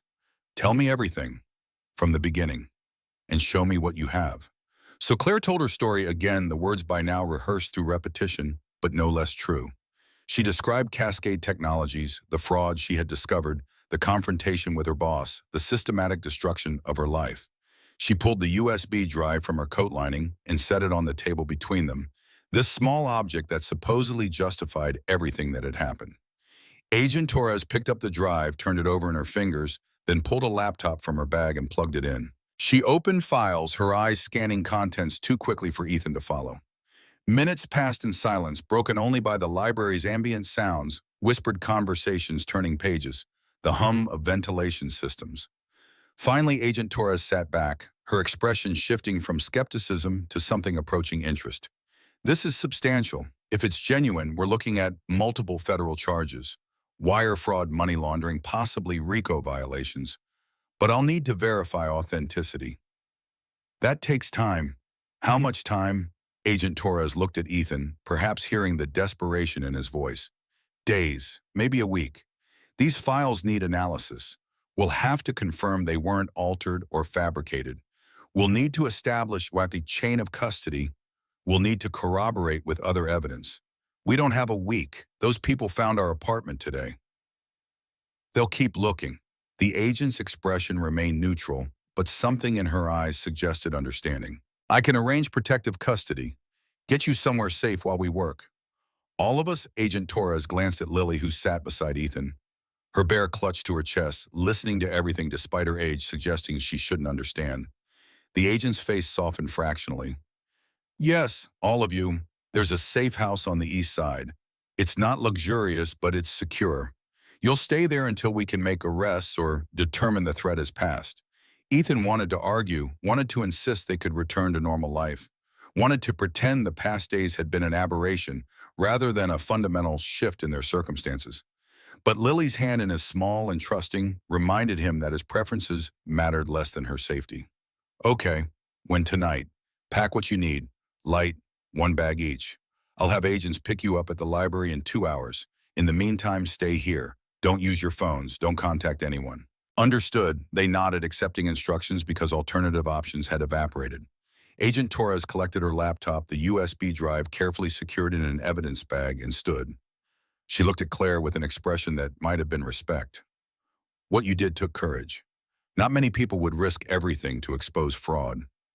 I'll do my best to make sure that courage wasn't wasted. Then she left Rick, following after a quick farewell that felt inadequate to the history they shared. Ethan, Claire, and Lily remained in the reading room, 3 people who had been strangers less than a week ago, now bound together by choices that had felt inevitable, but whose consequences remained uncertain. Lily leaned against her father, her weight familiar and precious. She looked up at him with those enormous eyes. Is this an adventure, Daddy? The question broke something inside him. He pulled her close, kissing the top of her head, breathing in the scent of her hair that carried hints of Mrs. Chen's cookies and school hand soap. Yes, sweetheart, the biggest adventure we've ever had. Will it have a happy ending? The best adventures do. He hoped that wasn't a lie. He hoped Agent Torres would find evidence she needed, would move quickly enough to outpace the people hunting Claire. He hoped the safe house would be safe. He hoped returning to their apartment afterward would be possible, though increasingly that seemed unlikely. But mostly he hoped his daughter would forgive him someday for the choices he had made, for the danger he had accepted into their lives, for prioritizing compassion over caution. He hoped she would understand that sometimes doing the right thing looked exactly like doing the wrong thing, and that distinguishing between them required faith in outcomes that remained perpetually uncertain. They sat together in the library while time passed and other people browsed books and the city continued its indifferent rotation. When 2 hours had elapsed, federal agents arrived in an unmarked vehicle, and Ethan Cole loaded his daughter and their unexpected guest into back seats that smelled of coffee and bureaucracy. The van drove east, leaving behind the apartment that had been home to school where Lily learned the streets Ethan knew by heart. He watched through the window as familiar landmarks disappeared, replaced by neighborhoods he had only driven through while delivering packages. Lily slept against his shoulder, exhausted by stress her age shouldn't have to manage. Claire stared straight ahead, face-pale hands gripping the seat like she might fall without something solid to hold. And Ethan, caught between them, wondered if the moment everything changed had been when he opened that bathroom door, or if the change had begun earlier with a sandwich given to a stranger, because compassion demanded no better reason.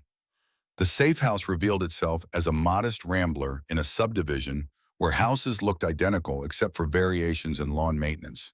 The agents escorted them inside, showed them bedrooms with clean sheets and furniture, that suggested government procurement contracts, explained rules about staying away from windows, and not answering doors. Then they left, and Ethan, Claire, and Lily stood in the living room of a stranger's house. Their bags unpacked, their future, uncertain, their connection forged by crisis, and sustained by nothing more substantial than hope that doing right might somehow lead to being safe. Lily found the television remote and settled on the couch, cartoons providing temporary escape. Claire excused herself to the bathroom, her face suggesting she might be sick or crying or both. Ethan stood at the window looking out at a street where black cars might or might not be watching, where threats existed in potentials rather than certainties, where the only thing he knew for sure was that his life had become unrecognizable. His phone, which he had been told not to use, sat heavy in his pocket. He pulled it out anyway, found Mrs. Chen's number, and typed a quick text. "We're okay. Please don't worry. We'll explain when we can. Thank you for everything." He sent it before he could reconsider, then turned the phone off completely, following instructions that made sense, even if obedience felt like surrender. In the morning, they would begin waiting for Agent Torres to call with updates. They would exist in a house that wasn't theirs, eating food they didn't choose, living hours that felt stolen from the life they were supposed to be building. They would be safe, or as safe as temporary measures could guarantee, which was probably sufficient, but felt inadequate when measured against everything they had lost. But tonight, they were simply three people who had survived another day. That would have to be enough. The safe house settled into routine within 48 hours, though routine felt like the wrong word for existence, suspended between past and future with no clear path connecting them. Ethan woke the first morning on a mattress too soft for his back, in a room painted beige by someone who believed neutrality equaled comfort. Lily slept beside him, her breathing unchanged from their apartment, proof that children adapted to circumstances adults found disorienting. Claire occupied the second bedroom, door closed, and when Ethan passed it on the way to make breakfast, he heard sounds suggesting she hadn't slept at all. The kitchen yielded generic cereal, white bread, peanut butter food selected by people who understood nutrition, but not pleasure. He prepared breakfast while watching the street through curtains that remained drawn per instructions. Nothing moved except a neighbor retrieving a newspaper, an act so ordinary it felt like performance art. Ethan wondered if normal life had always looked this staged, or if crisis had rewired his perception to see threat in every gesture. Lily emerged, rubbing her eyes, dragging her stuffed bear by one arm. She climbed onto a chair at the unfamiliar table and studied the cereal box with the seriousness of someone decoding ancient texts. "Is this our house now?" The question carried no judgment, only curiosity about facts that shaped her world. Ethan poured milk over her cereal, measuring his response. "Just for a little while, until it's safe to go home." "When will that be?" Soon he lied, because sometimes lies were kinder than uncertainty. Claire appeared in the doorway, wearing the same clothes from yesterday because her possessions fit in a grocery bag. Her hair needed washing, face needed rest, body needed more than this temporary shelter could provide. She attempted a smile that collapsed halfway through. "Morning," Ethan gestured toward the food, and she sat accepting cereal like it was communion. They ate without speaking, three people who had become accidental family bound by circumstances that refused resolution. The FBI had provided a contact number with instructions to call only in emergencies. Otherwise, they were to wait for Agent Torres to reach out with updates. Waiting, Ethan discovered, was its own form of torture. His delivery route continued without him, calls from his supervisor accumulating on voicemail until the phone's memory filled. He had texted a vague excuse about family emergency, knowing his job was likely already gone. Delivery drivers were replaceable. The company would have hired someone new before lunch. Money became immediate concern. The safe house provided shelter and basic food, but his next paycheck wouldn't arrive because he wasn't working to earn it. Rent on the apartment would come due in 2 weeks. Without income, eviction would follow, assuming the apartment still existed to evict them from. His landlord was not known for patience with tenants whose troubles attracted men in expensive suits. Lily finished breakfast and asked if she could watch cartoons.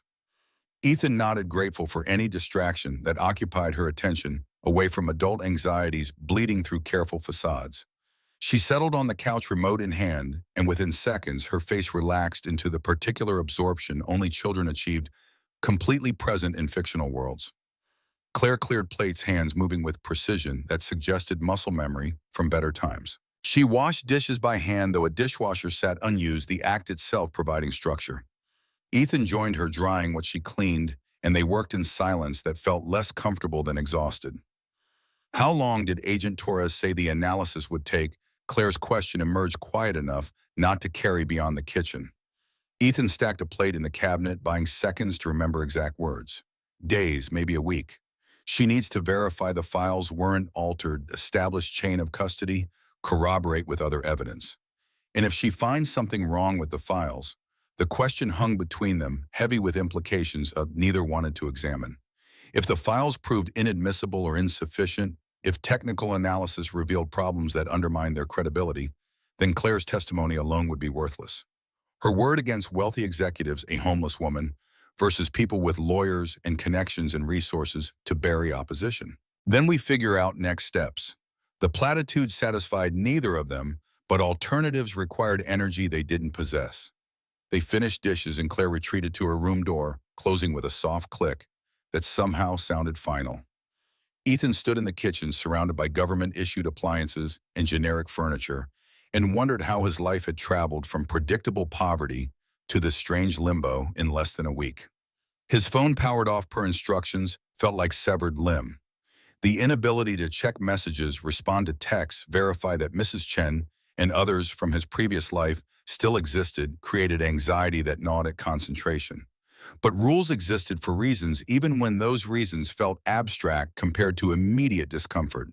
He joined Lily on the couch, her small body automatically pressing against his side. Cartoons played bright colors and simple conflicts resolved in 22 minutes minus commercials. She laughed at jokes he didn't understand, completely immersed, and he envied her ability to exist in the present without drowning in possible futures. The morning dissolved into afternoon without clear demarcation.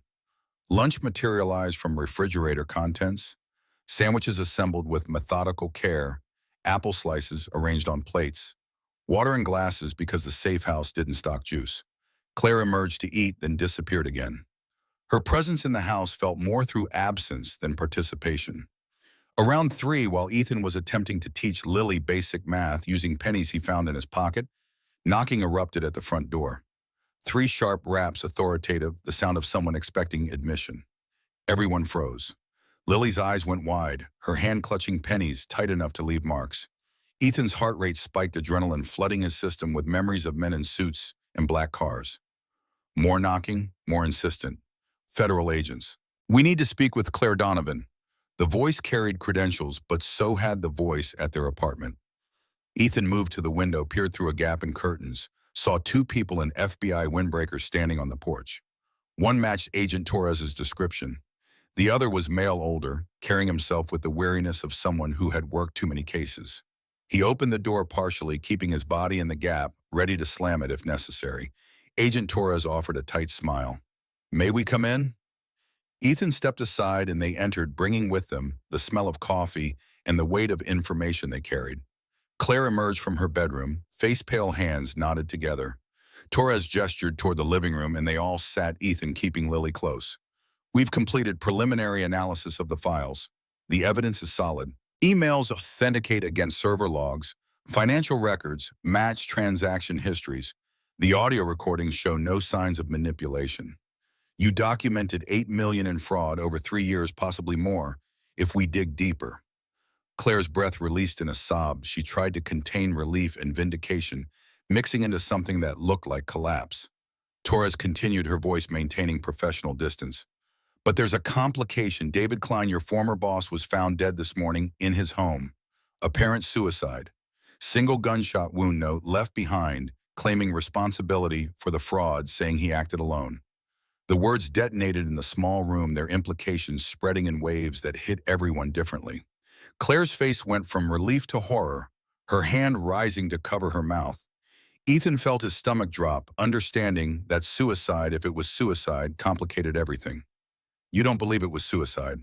Torres met his eyes, and in them he saw confirmation before she spoke. The scene was staged well enough to pass initial inspection.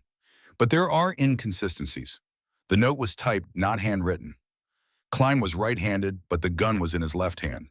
There were no defensive wounds, but also no evidence he'd been drinking or taking medications that might explain impaired decision-making. We're treating it as suspicious pending full autopsy. What does that mean for Claire? For us, it means the investigation expands.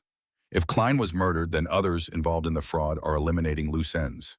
It means you're all at increased risk until we make arrests.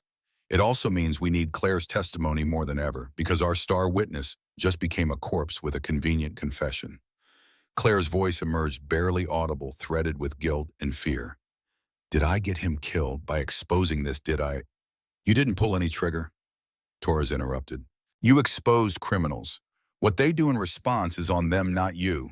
But we need to move faster now. I'm recommending protective custody be extended indefinitely, and I'm accelerating the arrest timeline. We'll move on the other executives within 48 hours. The male agent who had remained silent finally spoke, his voice gravelly, from years of cigarettes or shouting or both. In the meantime, you stay here. No contact with anyone outside this house. No phone calls, no emails, no social media. Assume everyone is compromised until we say otherwise. We'll have agents watching the house 24/7. You see anything suspicious, you call the emergency number immediately. Understood. They nodded, accepting rules that transformed the safe house into prison. Torres stood, her partner following. She paused at the door, looking back at Claire. We'll get them. What you did matters. Don't let fear convince you otherwise. Then they left, and the house felt smaller than before, walls pressing closer. Air thicker. Lily had gone quiet during the conversation, her face serious in the way children became when adult problems intruded on protected childhood. She looked at Ethan with eyes too old for 6 years. Did someone die? The directness of the question left no room for evasion. Ethan pulled her onto his lap, held her close, and chose truth over comfort. Yes, sweetheart, a man died. The police are trying to figure out what happened. Was he a bad man? The question's complexity exceeded simple answers. Klein had committed fraud, had destroyed Claire's life, had threatened others who discovered his crimes. But he had also been someone's son, maybe someone's father, a human being whose death diminished the world regardless of his actions. He made bad choices, but that doesn't mean he deserved to die. Lily processed this, her small face scrunched in concentration. Then she asked the question Ethan had been avoiding. Are we safe here? He wanted to promise safety, to guarantee that nothing bad would reach them in this anonymous house with its drawn curtains and federal protection. But lies, even comforting ones, felt wrong when everything else had become uncertain. We're as safe as we can be. The police are protecting us. We just need to be patient a little longer. She accepted this with a nod, then slid off his lap and returned to her cartoons, seeking escape in fiction. Ethan envied that ability, the child's gift for compartmentalizing trauma into manageable pieces. Claire hadn't moved from where she sat, her body rigid with shock. When she finally spoke, her voice carried layers of emotion too tangled to separate. This is my fault. If I hadn't documented everything, if I'd just ignored what I saw, if I'd kept my head down, Ethan cut her off more sharply than intended. Stop, you did the right thing. What happened to Klein is on whoever killed him, not you. Don't let them make you regret having principles. But his principles got him killed, and mine might get you killed. Or Lily. How is that right? The question had no good answer. Only the unsatisfying truth that morality and consequences often diverged. Ethan moved to sit beside her, close enough to offer presence without crowding. When I gave you that sandwich at the convenience store, I didn't think about whether it was right or smart or safe. I just saw someone who needed help. You did the same thing when you documented that fraud. You saw something wrong and decided to do something about it. Maybe that makes us both idiots, but at least we're idiots who can sleep at night. Claire laughed, the sound bitter but genuine. I haven't slept in weeks. Fair point. They sat together in silence, broken only by cartoon sound effects. Two people who had made choices that seemed simple at the time but cascaded into complexity neither had anticipated. Evening approached, light through curtained windows, shifting from gray to darker gray, and Ethan realized he needed to prepare dinner from ingredients he hadn't chosen. The safe house kitchen yielded pasta and jars sauce, government procurement at its finest. He boiled water, heated sauce, assembled a meal that approximated Italian food the way paint by numbers approximated art. But it was hot and filling, and Lily ate without complaint, which was victory enough. After dinner, bath time in a bathroom that wasn't theirs, pajamas that had been hastily packed and already needed washing. Lily's bedtime story came from a book she'd read a dozen times, familiar enough that she corrected him when he tried to skip pages, then lights out her voice rising in the darkness. I miss our home. The simple statement landed like a blow. Ethan sat on the edge of the bed, his hand finding hers under covers that smelled wrong detergent, different from what he bought in bulk at the discount store. I know, sweetheart. We'll go back soon. Will everything be the same? Another question, too complex for honest answer. Their apartment would be there, assuming his landlord hadn't already changed locks and disposed of belongings. But the neighborhood would feel different now, contaminated by knowledge of men searching and threats lurking. Mrs. Chen would ask questions. School would require explanations. Nothing would be the same, even if geography remained constant. Some things will be different, but we'll still be us. That's what matters. Lily seemed satisfied with this, or perhaps simply too tired to pursue further. Within minutes, her breathing evened into sleep's rhythm. Ethan remained on his bed watching her in the dimness. This small person who trusted him absolutely, despite his repeated demonstrations of fallibility. Eventually, he left her sleeping and returned to the living room where Claire had turned on a lamp, fighting darkness that felt less physical than metaphysical. She sat curled on the couch, a book open on her lap, but clearly unread. Can't focus either. Claire shook her head, closed the book, set it aside. The cover showed a beach scene, waves and sand, an escape into someone else's reality. Ethan lowered himself into the adjacent chair, body protesting movement after days of minimal activity. Delivery work had kept him physically occupied, if mentally exhausted. This enforced stillness revealed aches he hadn't noticed while in motion. Tell me something about your life, before all this. Claire's request surprised him. They had shared crisis but not histories, facts about circumstance but not details of personhood. He thought about what to offer, which pieces of himself might be worth revealing. I wanted to be an engineer when I was younger. Liked taking things apart, figuring out how they worked. Got a job at the manufacturing plant straight out of high school. Thought I'd work my way up, maybe take community college courses. Then Lily's mom got pregnant. We weren't ready. Hadn't been together long. But you adapt, right? Or you try to. What happened to her, Lily's mom? She left when Lily was 4 months old. Couldn't handle motherhood, or me, or both. Left a note saying not to look for her. I never did. Do you hate her? The question was more complex than its simple construction suggested. Ethan had cycled through hatred, anger, grief, acceptance, and back to anger over the years. His feelings about Lily's mother existed in layers that shifted depending on his mood and how difficult that particular day had been. Sometimes. Mostly I just don't think about her. Lily asks occasionally, and I tell her that her mom loved her but wasn't ready to be a parent. I don't know if that's true, but it's kinder than saying she abandoned us. You're a good father. I'm trying. Most days I feel like I'm failing. That's how you know you're doing it right. Bad parents never worry about whether they're good enough. Claire's observation carried the weight of experience Ethan didn't ask about. Instead, he turned the conversation. What about you, before Cascade Technologies? Before all this, Claire's expression shifted, nostalgia mixing with loss. She pulled her knees to her chest, arms wrapping around shins, making herself smaller. I grew up in Eugene, middle-class family, nothing special. Did well in school, went to University of Oregon, got a business degree because I didn't know what else to study. My parents wanted me to be practical, marry someone stable, have grandkids they could spoil. I wanted more but didn't know what more looked like. So I got an apartment in Portland, found the executive assistant job, and told myself I was building towards something. Were you building towards something? I thought so. The job paid well. I had friends or people I thought were friends. I dated occasionally, nothing serious. I was comfortable. Comfortable is dangerous. Makes you think you've arrived somewhere when really you're just paused between disasters. The cynicism in her voice suggested hard lessons learned. Ethan understood that tone had employed it himself when circumstances stripped away optimism and left only wariness. Do you think you will go back? To that life, Claire's laugh held no humor. What life? I have no joy, no apartment, no car, no friends who answer calls. My parents haven't spoken to me in 5 years, long story not worth telling. Even if this ends with arrests and vindication, I'm starting from zero. Less than zero because now I'm the whistleblower everyone knows about.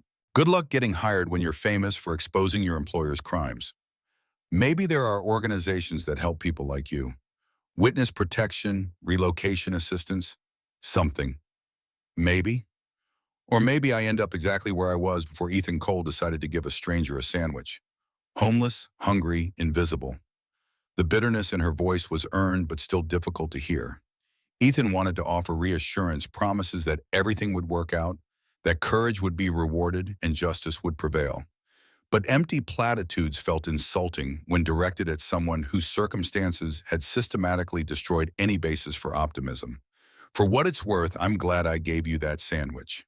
Even knowing everything that came after, I'd do it again. Claire looked at him, her eyes searching his face for evidence of deception or pity. Finding neither, she nodded slowly. That might be the kindest thing anyone's ever said to me.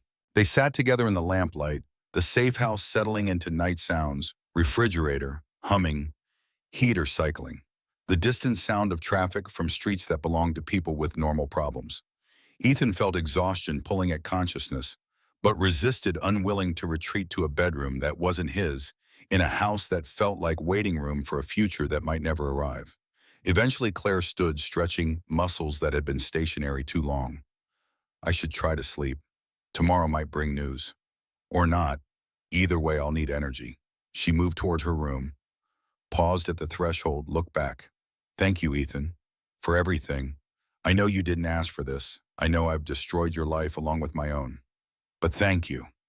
Before he could respond, she disappeared behind her door, leaving him alone with thoughts that refused organization. He remained on the couch staring at nothing until his body finally demanded rest he couldn't defer. The second bedroom, his and Lily's, smelled of detergent and strangers. He slipped into bed beside his daughter, felt her automatically curl against him in sleep, and stared at a ceiling that told him nothing about what morning would bring.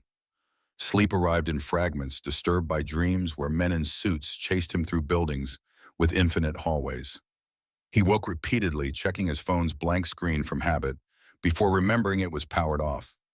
Time lost meaning in darkness, minutes and hours blending, until morning light finally leaked through inadequate curtains. Day 3 in the safe house dawned with Lily asking if they could go outside just for a little while, just to feel sun that didn't come filtered through glass. Ethan had to explain again why that wasn't possible, watching her face collapse into disappointment she was too young to hide effectively.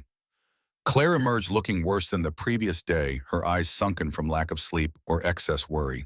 They assembled breakfast in silence, each person trapped in private thoughts that couldn't be shared without spreading infection. The phone agent Torres had provided remained silent. No updates, no news, no indication that the world beyond these walls still turned. Ethan felt time becoming elastic, stretching into shapes that made measuring impossible. Was it morning or afternoon, yesterday or today? Everything blurred into waiting. Around what might have been noon, Lily asked if she could draw. Ethan found paper and crayons in a cabinet safe house standard issue, apparently, and she settled at the kitchen table, creating artwork that showed a house with 3 stick figures visible through windows. One large figure, one medium, one small. Family improvised from crisis. He watched her draw with the unself-conscious focus children brought to tasks they considered important, and felt something break inside his chest. She deserved better than this. Better than government custody, anonymous houses, fear bleeding through adult facades. She deserved childhood play with friends, birthday parties, summers, doing nothing because nothing was exactly what summer required. Instead, she was drawing them as prisoners, while men who committed fraud walked free, erasing evidence by erasing people. The injustice of it made his hands clench into fists, anger-seeking target but finding only helplessness. Claire noticed his expression, understood without explanation. She moved to stand beside him, her presence offering solidarity rather than comfort. Agent Torres said 48 hours until arrests. That was yesterday morning. So by tomorrow this could be over. We could go home. Her voice carried hope she didn't believe, optimism manufactured for his benefit. Ethan appreciated the effort even while recognizing its hollowness. And if they don't arrest anyone, if the investigation stalls or the evidence falls apart or something else goes wrong, then we've been in hiding for nothing, and we have to figure out next steps from a position even weaker than before. The honesty was refreshing, if unhelpful.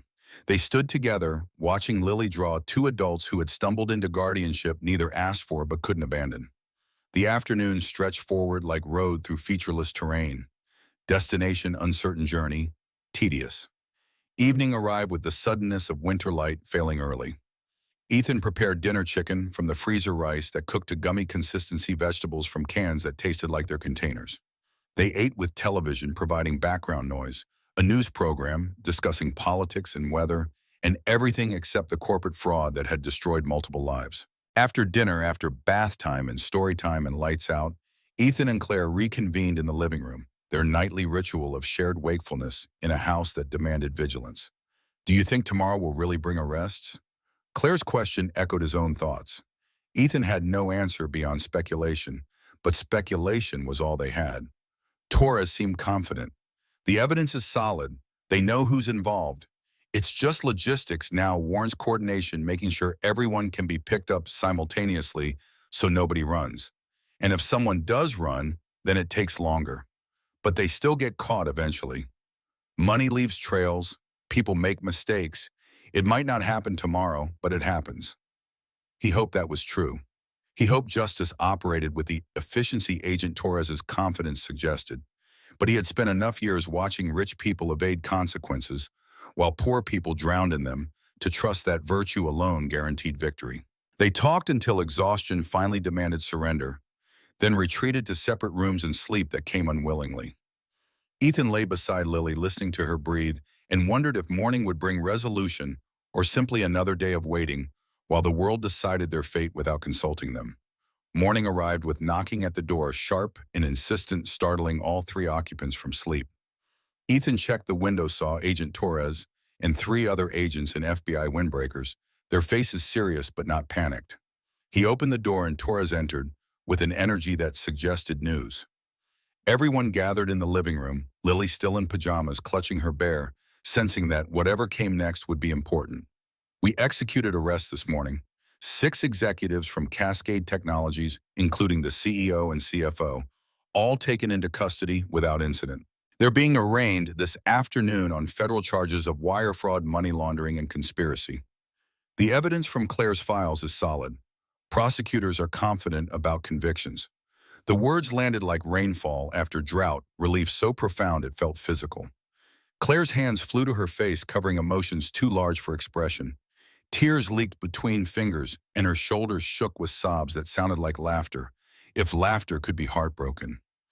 Ethan felt tension he hadn't recognized drain from muscles that had been clenched for days. He pulled Lily close, kissed the top of her head, and allowed himself to believe that maybe finally this nightmare might be ending. What happens now? Can we go home? Torres nodded, her professional facade cracking slightly to reveal satisfaction beneath. You can go home. We'll maintain some surveillance for a few days, make sure there are no threats from associates we haven't identified yet. But the primary danger has passed. You're free to resume your lives. Free. The word felt foreign concept, too abstract after days of constraint. Ethan tried to imagine returning to their apartment, to Lily's school, to his delivery route, assuming his job still existed. The future that had seemed impossible now stretched before them, ordinary and precious, and terrifying in its normalcy. Claire would need to testify eventually, Torres explained. Grand jury first, then trial if the case went that far. But with the evidence and multiple defendants, plea deals were likely. Most of it would happen without her needing to appear. She would have her life back, or at least the opportunity to build a new one. They packed their few belongings, Ethan moving with efficiency born from years of managing limited resources. Lily helped folding clothes with more enthusiasm than skill. Claire moved slowly, as if afraid sudden movement might shatter this fragile victory. Within an hour, they were in a government vehicle being driven back toward the neighborhood they had fled days ago. The city looked different now. Brighter, less threatening, just buildings and streets rather than maze of danger. Ethan watched familiar landmarks pass, feeling something like home calling him back. The van stopped outside their building. Agent Torres handed Ethan a card with numbers to call if anything seemed wrong, reminded them surveillance would continue for another week, then left them standing on sidewalk with bags in hand and future uncertain, but finally their own. They climbed stairs to the 4th floor, Ethan's keys feeling strange in his hand after days without using them. The door opened onto their apartment untouched, exactly as they'd left it in panicked flight. Lily ran to her bed, throwing herself onto familiar blankets, hugging stuffed animals she'd been forced to leave behind. Claire stood in the doorway, hesitant as if entering how, without emergency, felt like trespass. Ethan gestured her inside him. You'll stay here tonight. Tomorrow we figure out next steps. But tonight you're safe. We all are. She entered slowly, closing the door behind her, and for the first time since appearing in his bathroom, her face relaxed into something approaching peace. The first morning back in the apartment, Ethan woke to the smell of coffee brewing, a luxury they hadn't indulged in for months. He found Claire in the kitchenette, fully dressed, hair damp from the shower, standing before the two-burner stove, with an expression that mixed determination and uncertainty. I bought groceries. Early this morning. The corner store opens at 6. I used money from the FBI's Witness Compensation Fund. They deposited it yesterday. Not much, but enough for basics. She gestured toward the counter where bags sat, unpacked contents visible. Eggs, real butter, fresh bread that hadn't been marked down, oranges that still carried the waxy shine of recent harvest. Ethan moved closer, his mind calculating, feeling the familiar anxiety of stretched budgets, then remembering that for once someone else had shouldered the burden. You didn't have to do that. I know, but I wanted to. You fed me for a week, let me return the favor. Her voice carried a firmness he hadn't heard before, the sound of someone reclaiming agency after days of being protected, sheltered, stripped of autonomy. He recognized the need beneath the gesture and nodded acceptance. Lily emerged moments later, her internal clock accurate despite location changes and stress.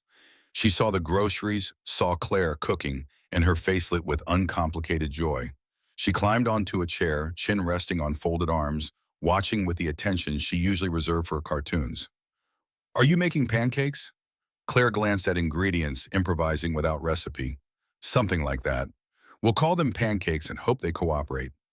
The meal that emerged 20 minutes later bore only passing resemblance to pancakes, too thick, slightly burned at edges. Sweetness coming from apples chopped and mixed into batter rather than syrup they didn't have. But they were hot and made with care, and when Lily took her first bite, she declared them the best pancakes ever, and Ethan couldn't dispute the claim.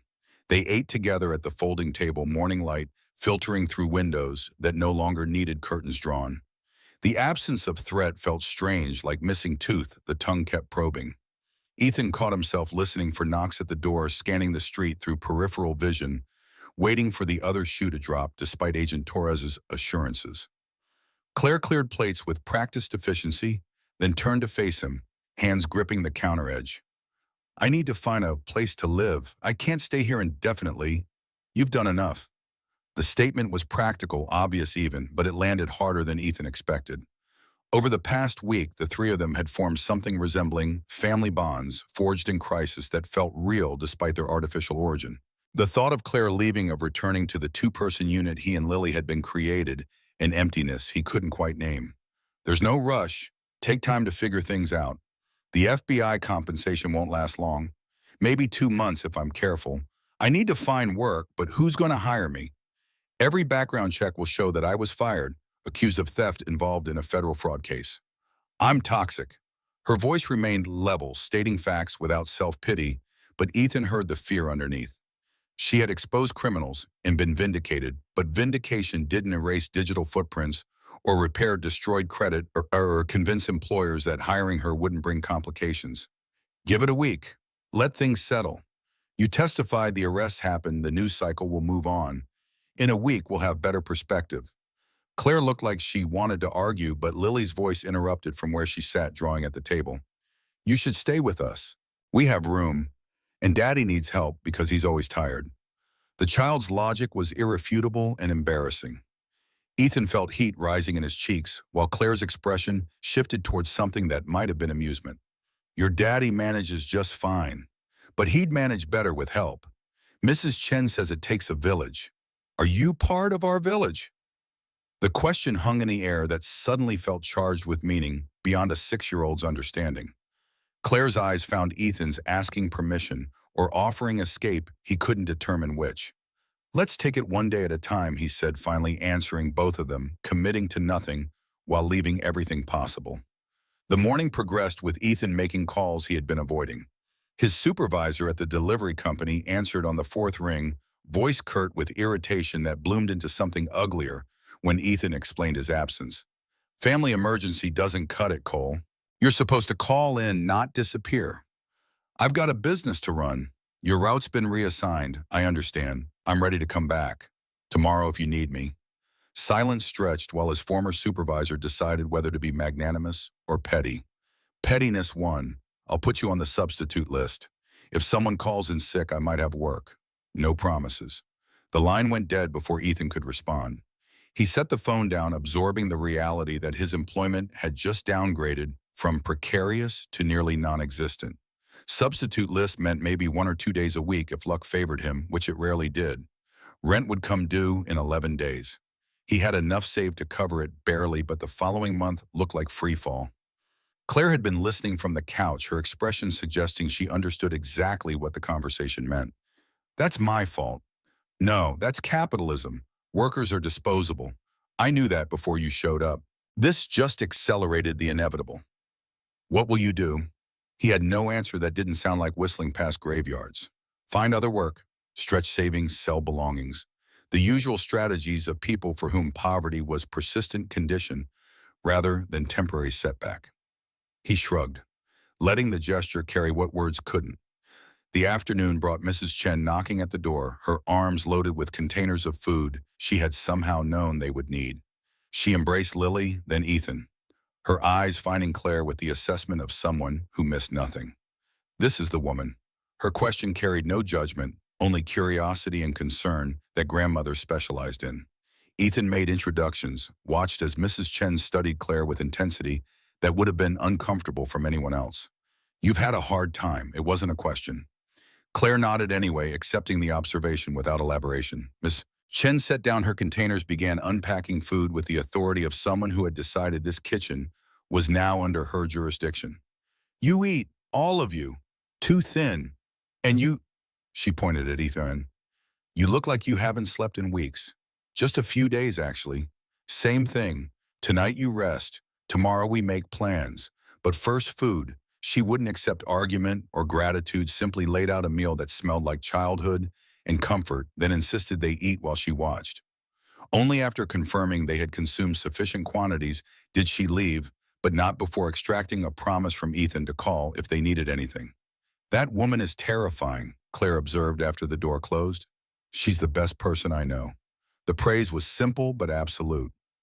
Mrs. Chen had been more family than neighbor, more support than his own relatives who had scattered after his mother's death and never bothered reestablishing contact. She had kept Lily safe when he couldn't have fed them, when money ran short, had asked for nothing in return, except that he be the father his daughter deserved. Days folded into each other with the strange quality of aftermath, where events that had seemed monumental diminished into stories told rather than crises survived. Claire found a rhythm in the apartment, contributing where she could without overstepping boundaries that remained unspoken but understood. She cleaned with the fervor of someone grateful for tasks that created order from chaos.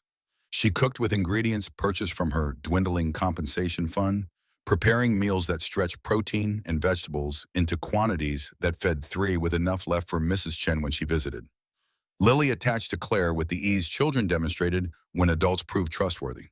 She would sit beside her while doing homework, asking questions that ranged from math problems to why the sky changed colors at sunset. Claire answered with patience that suggested she found the questions welcome, rather than burdensome explanations, careful enough to educate without condescending. Ethan found himself watching them together, feeling something shift in his chest that he couldn't quite identify. Warmth mixed with fear, hope tangled with warning that getting comfortable was dangerous when circumstances remained fundamentally unstable. Claire had nowhere else to go, was staying from necessity rather than choice. Mistaking gratitude for something deeper would be foolish. But then she would look at him across the small apartment, and her eyes would hold an expression that suggested her calculations might be equally complicated. A week after the arrest, Agent Torres called requesting Claire's presence for grand jury testimony. Federal prosecutors were building cases against all 6 executives, and her first-hand account was crucial for establishing timeline and intent. The session would take most of a day, Torres explained, but Claire would be compensated for her time and provided transportation. The morning of testimony, Claire emerged from the bathroom wearing clothes borrowed from a thrift store 2 blocks away, pants that fit poorly, a blouse that had been professionally pressed decades ago, shoes that pinched but looked presentable. She had attempted makeup applying it with the uncertainty of someone whose supplies had been lost to circumstance and whose confidence had been stolen by events. "You look fine," Ethan assured her, meaning it. "I look like someone wearing a costume of what professional used to mean. You look like someone who survived something terrible and showed up anyway. That's more impressive than any suit." She smiled, the expression still fragile but increasingly frequent.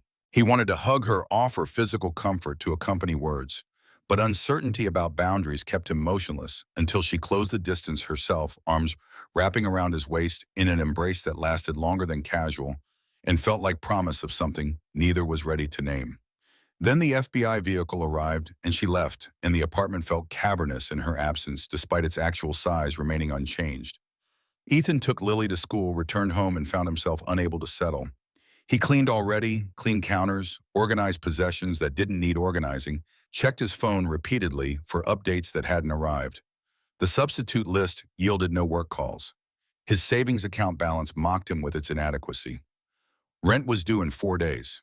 He calculated and recalculated, trying to stretch money that refused to stretch, considering which bills could be delayed and which would result in service disconnection. By the time Claire returned that evening, exhaustion painted across her features. Ethan had worked himself into a state of anxious paralysis. She collapsed onto the futon, kicked off the borrowed shoes, and closed her eyes. "How did it go?" Her answer emerged after a long pause. They asked the same questions 17 different ways. Wanted every detail, every document, every conversation.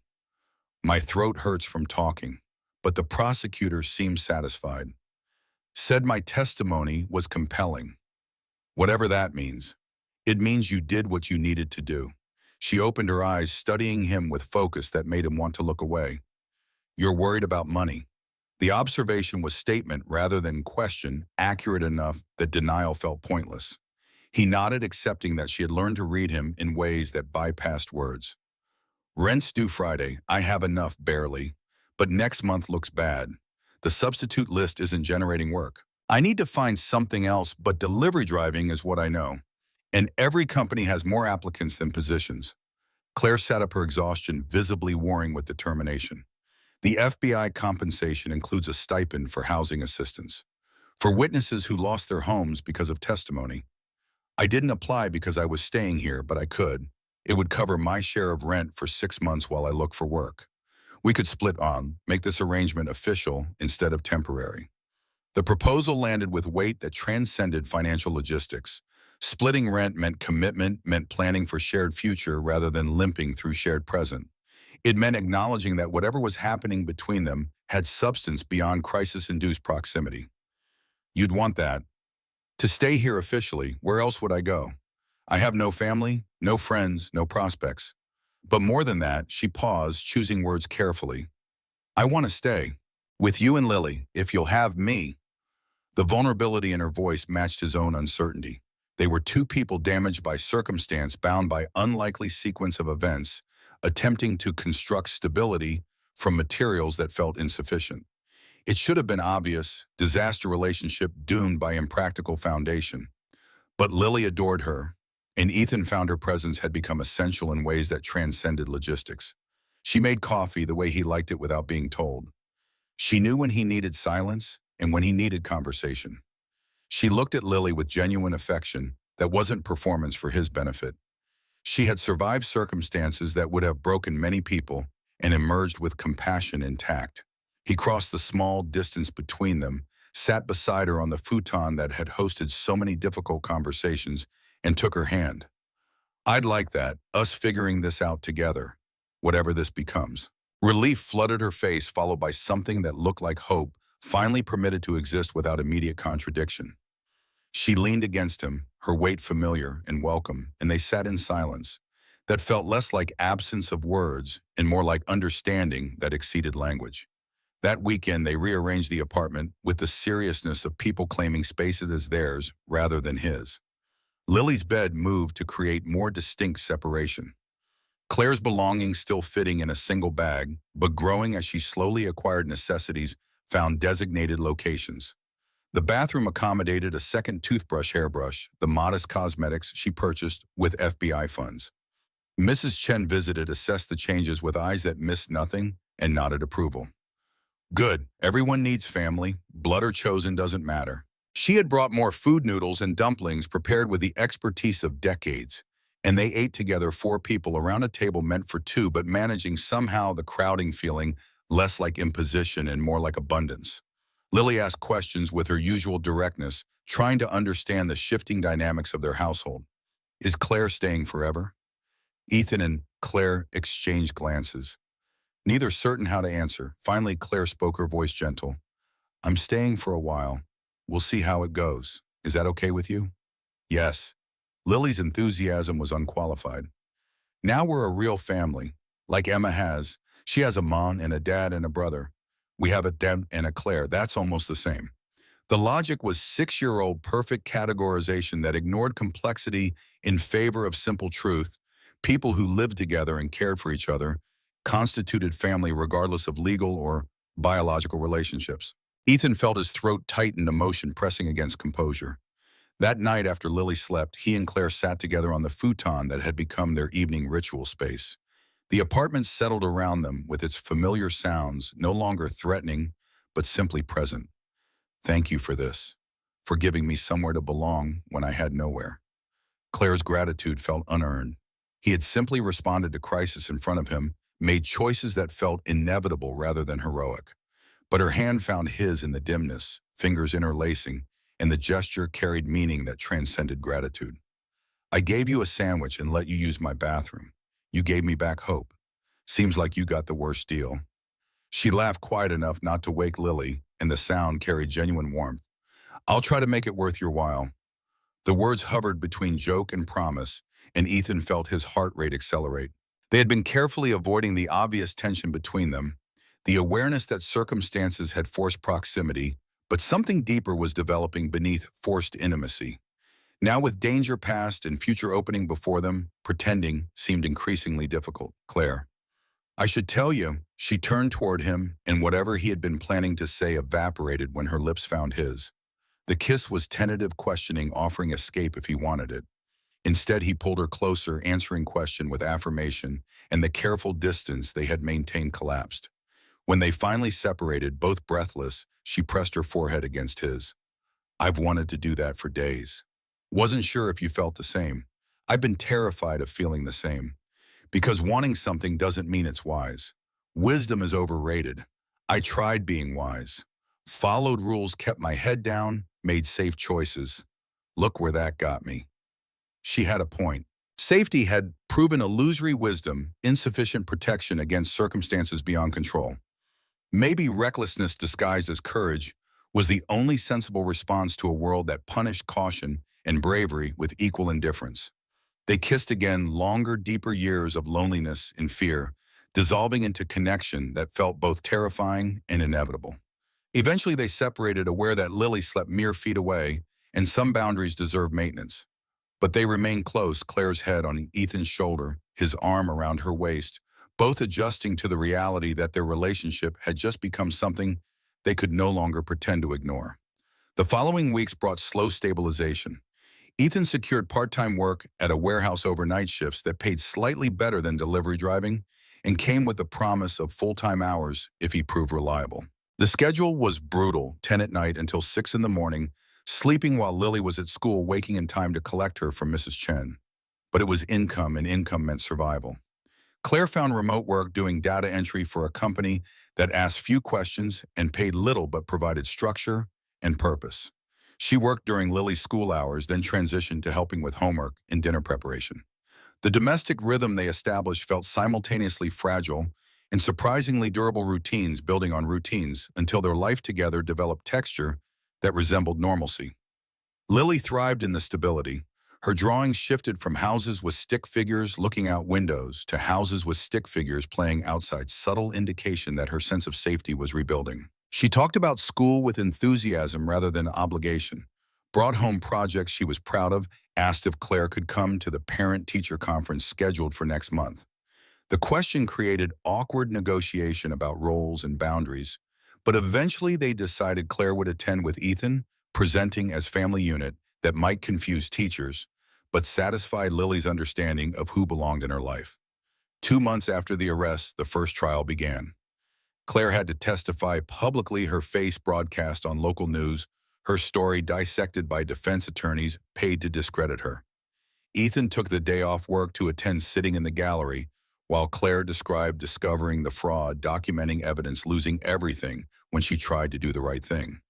The defense attorney was young, aggressive, trying to establish reasonable doubt by suggesting Claire had fabricated evidence after being legitimately fired for poor performance.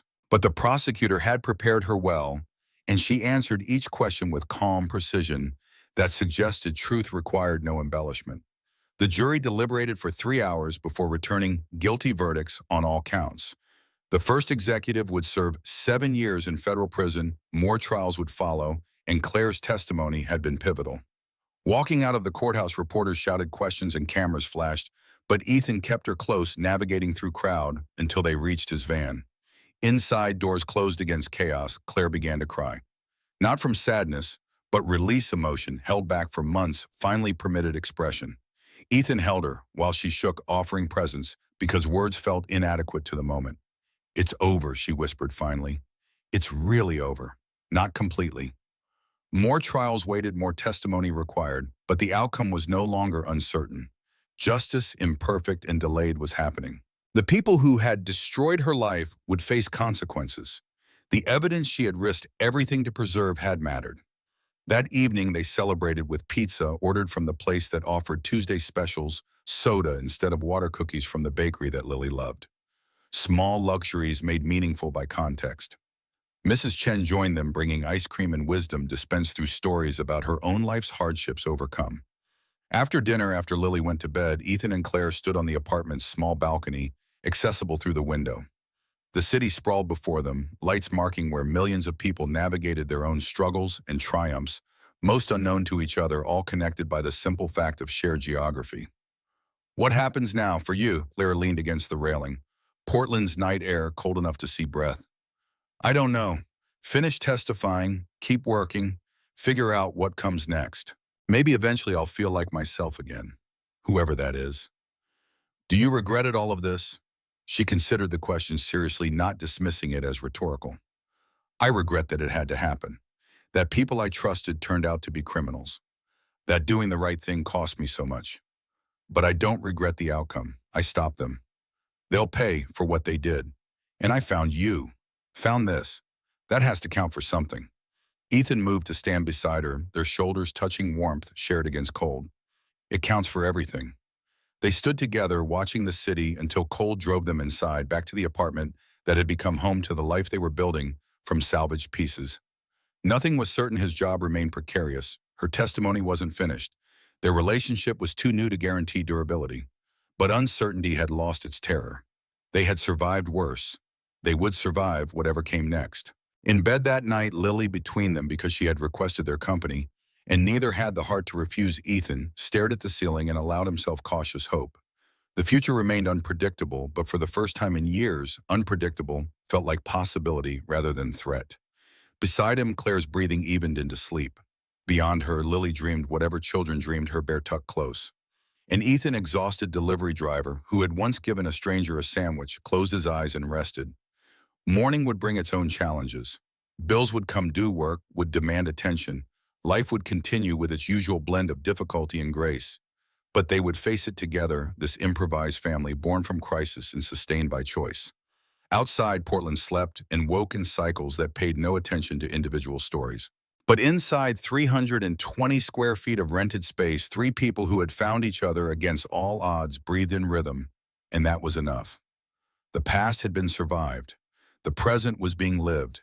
The future remained unwritten, which meant anything was possible. Impossibility, Ethan thought, as sleep finally claimed him, was all anyone really needed.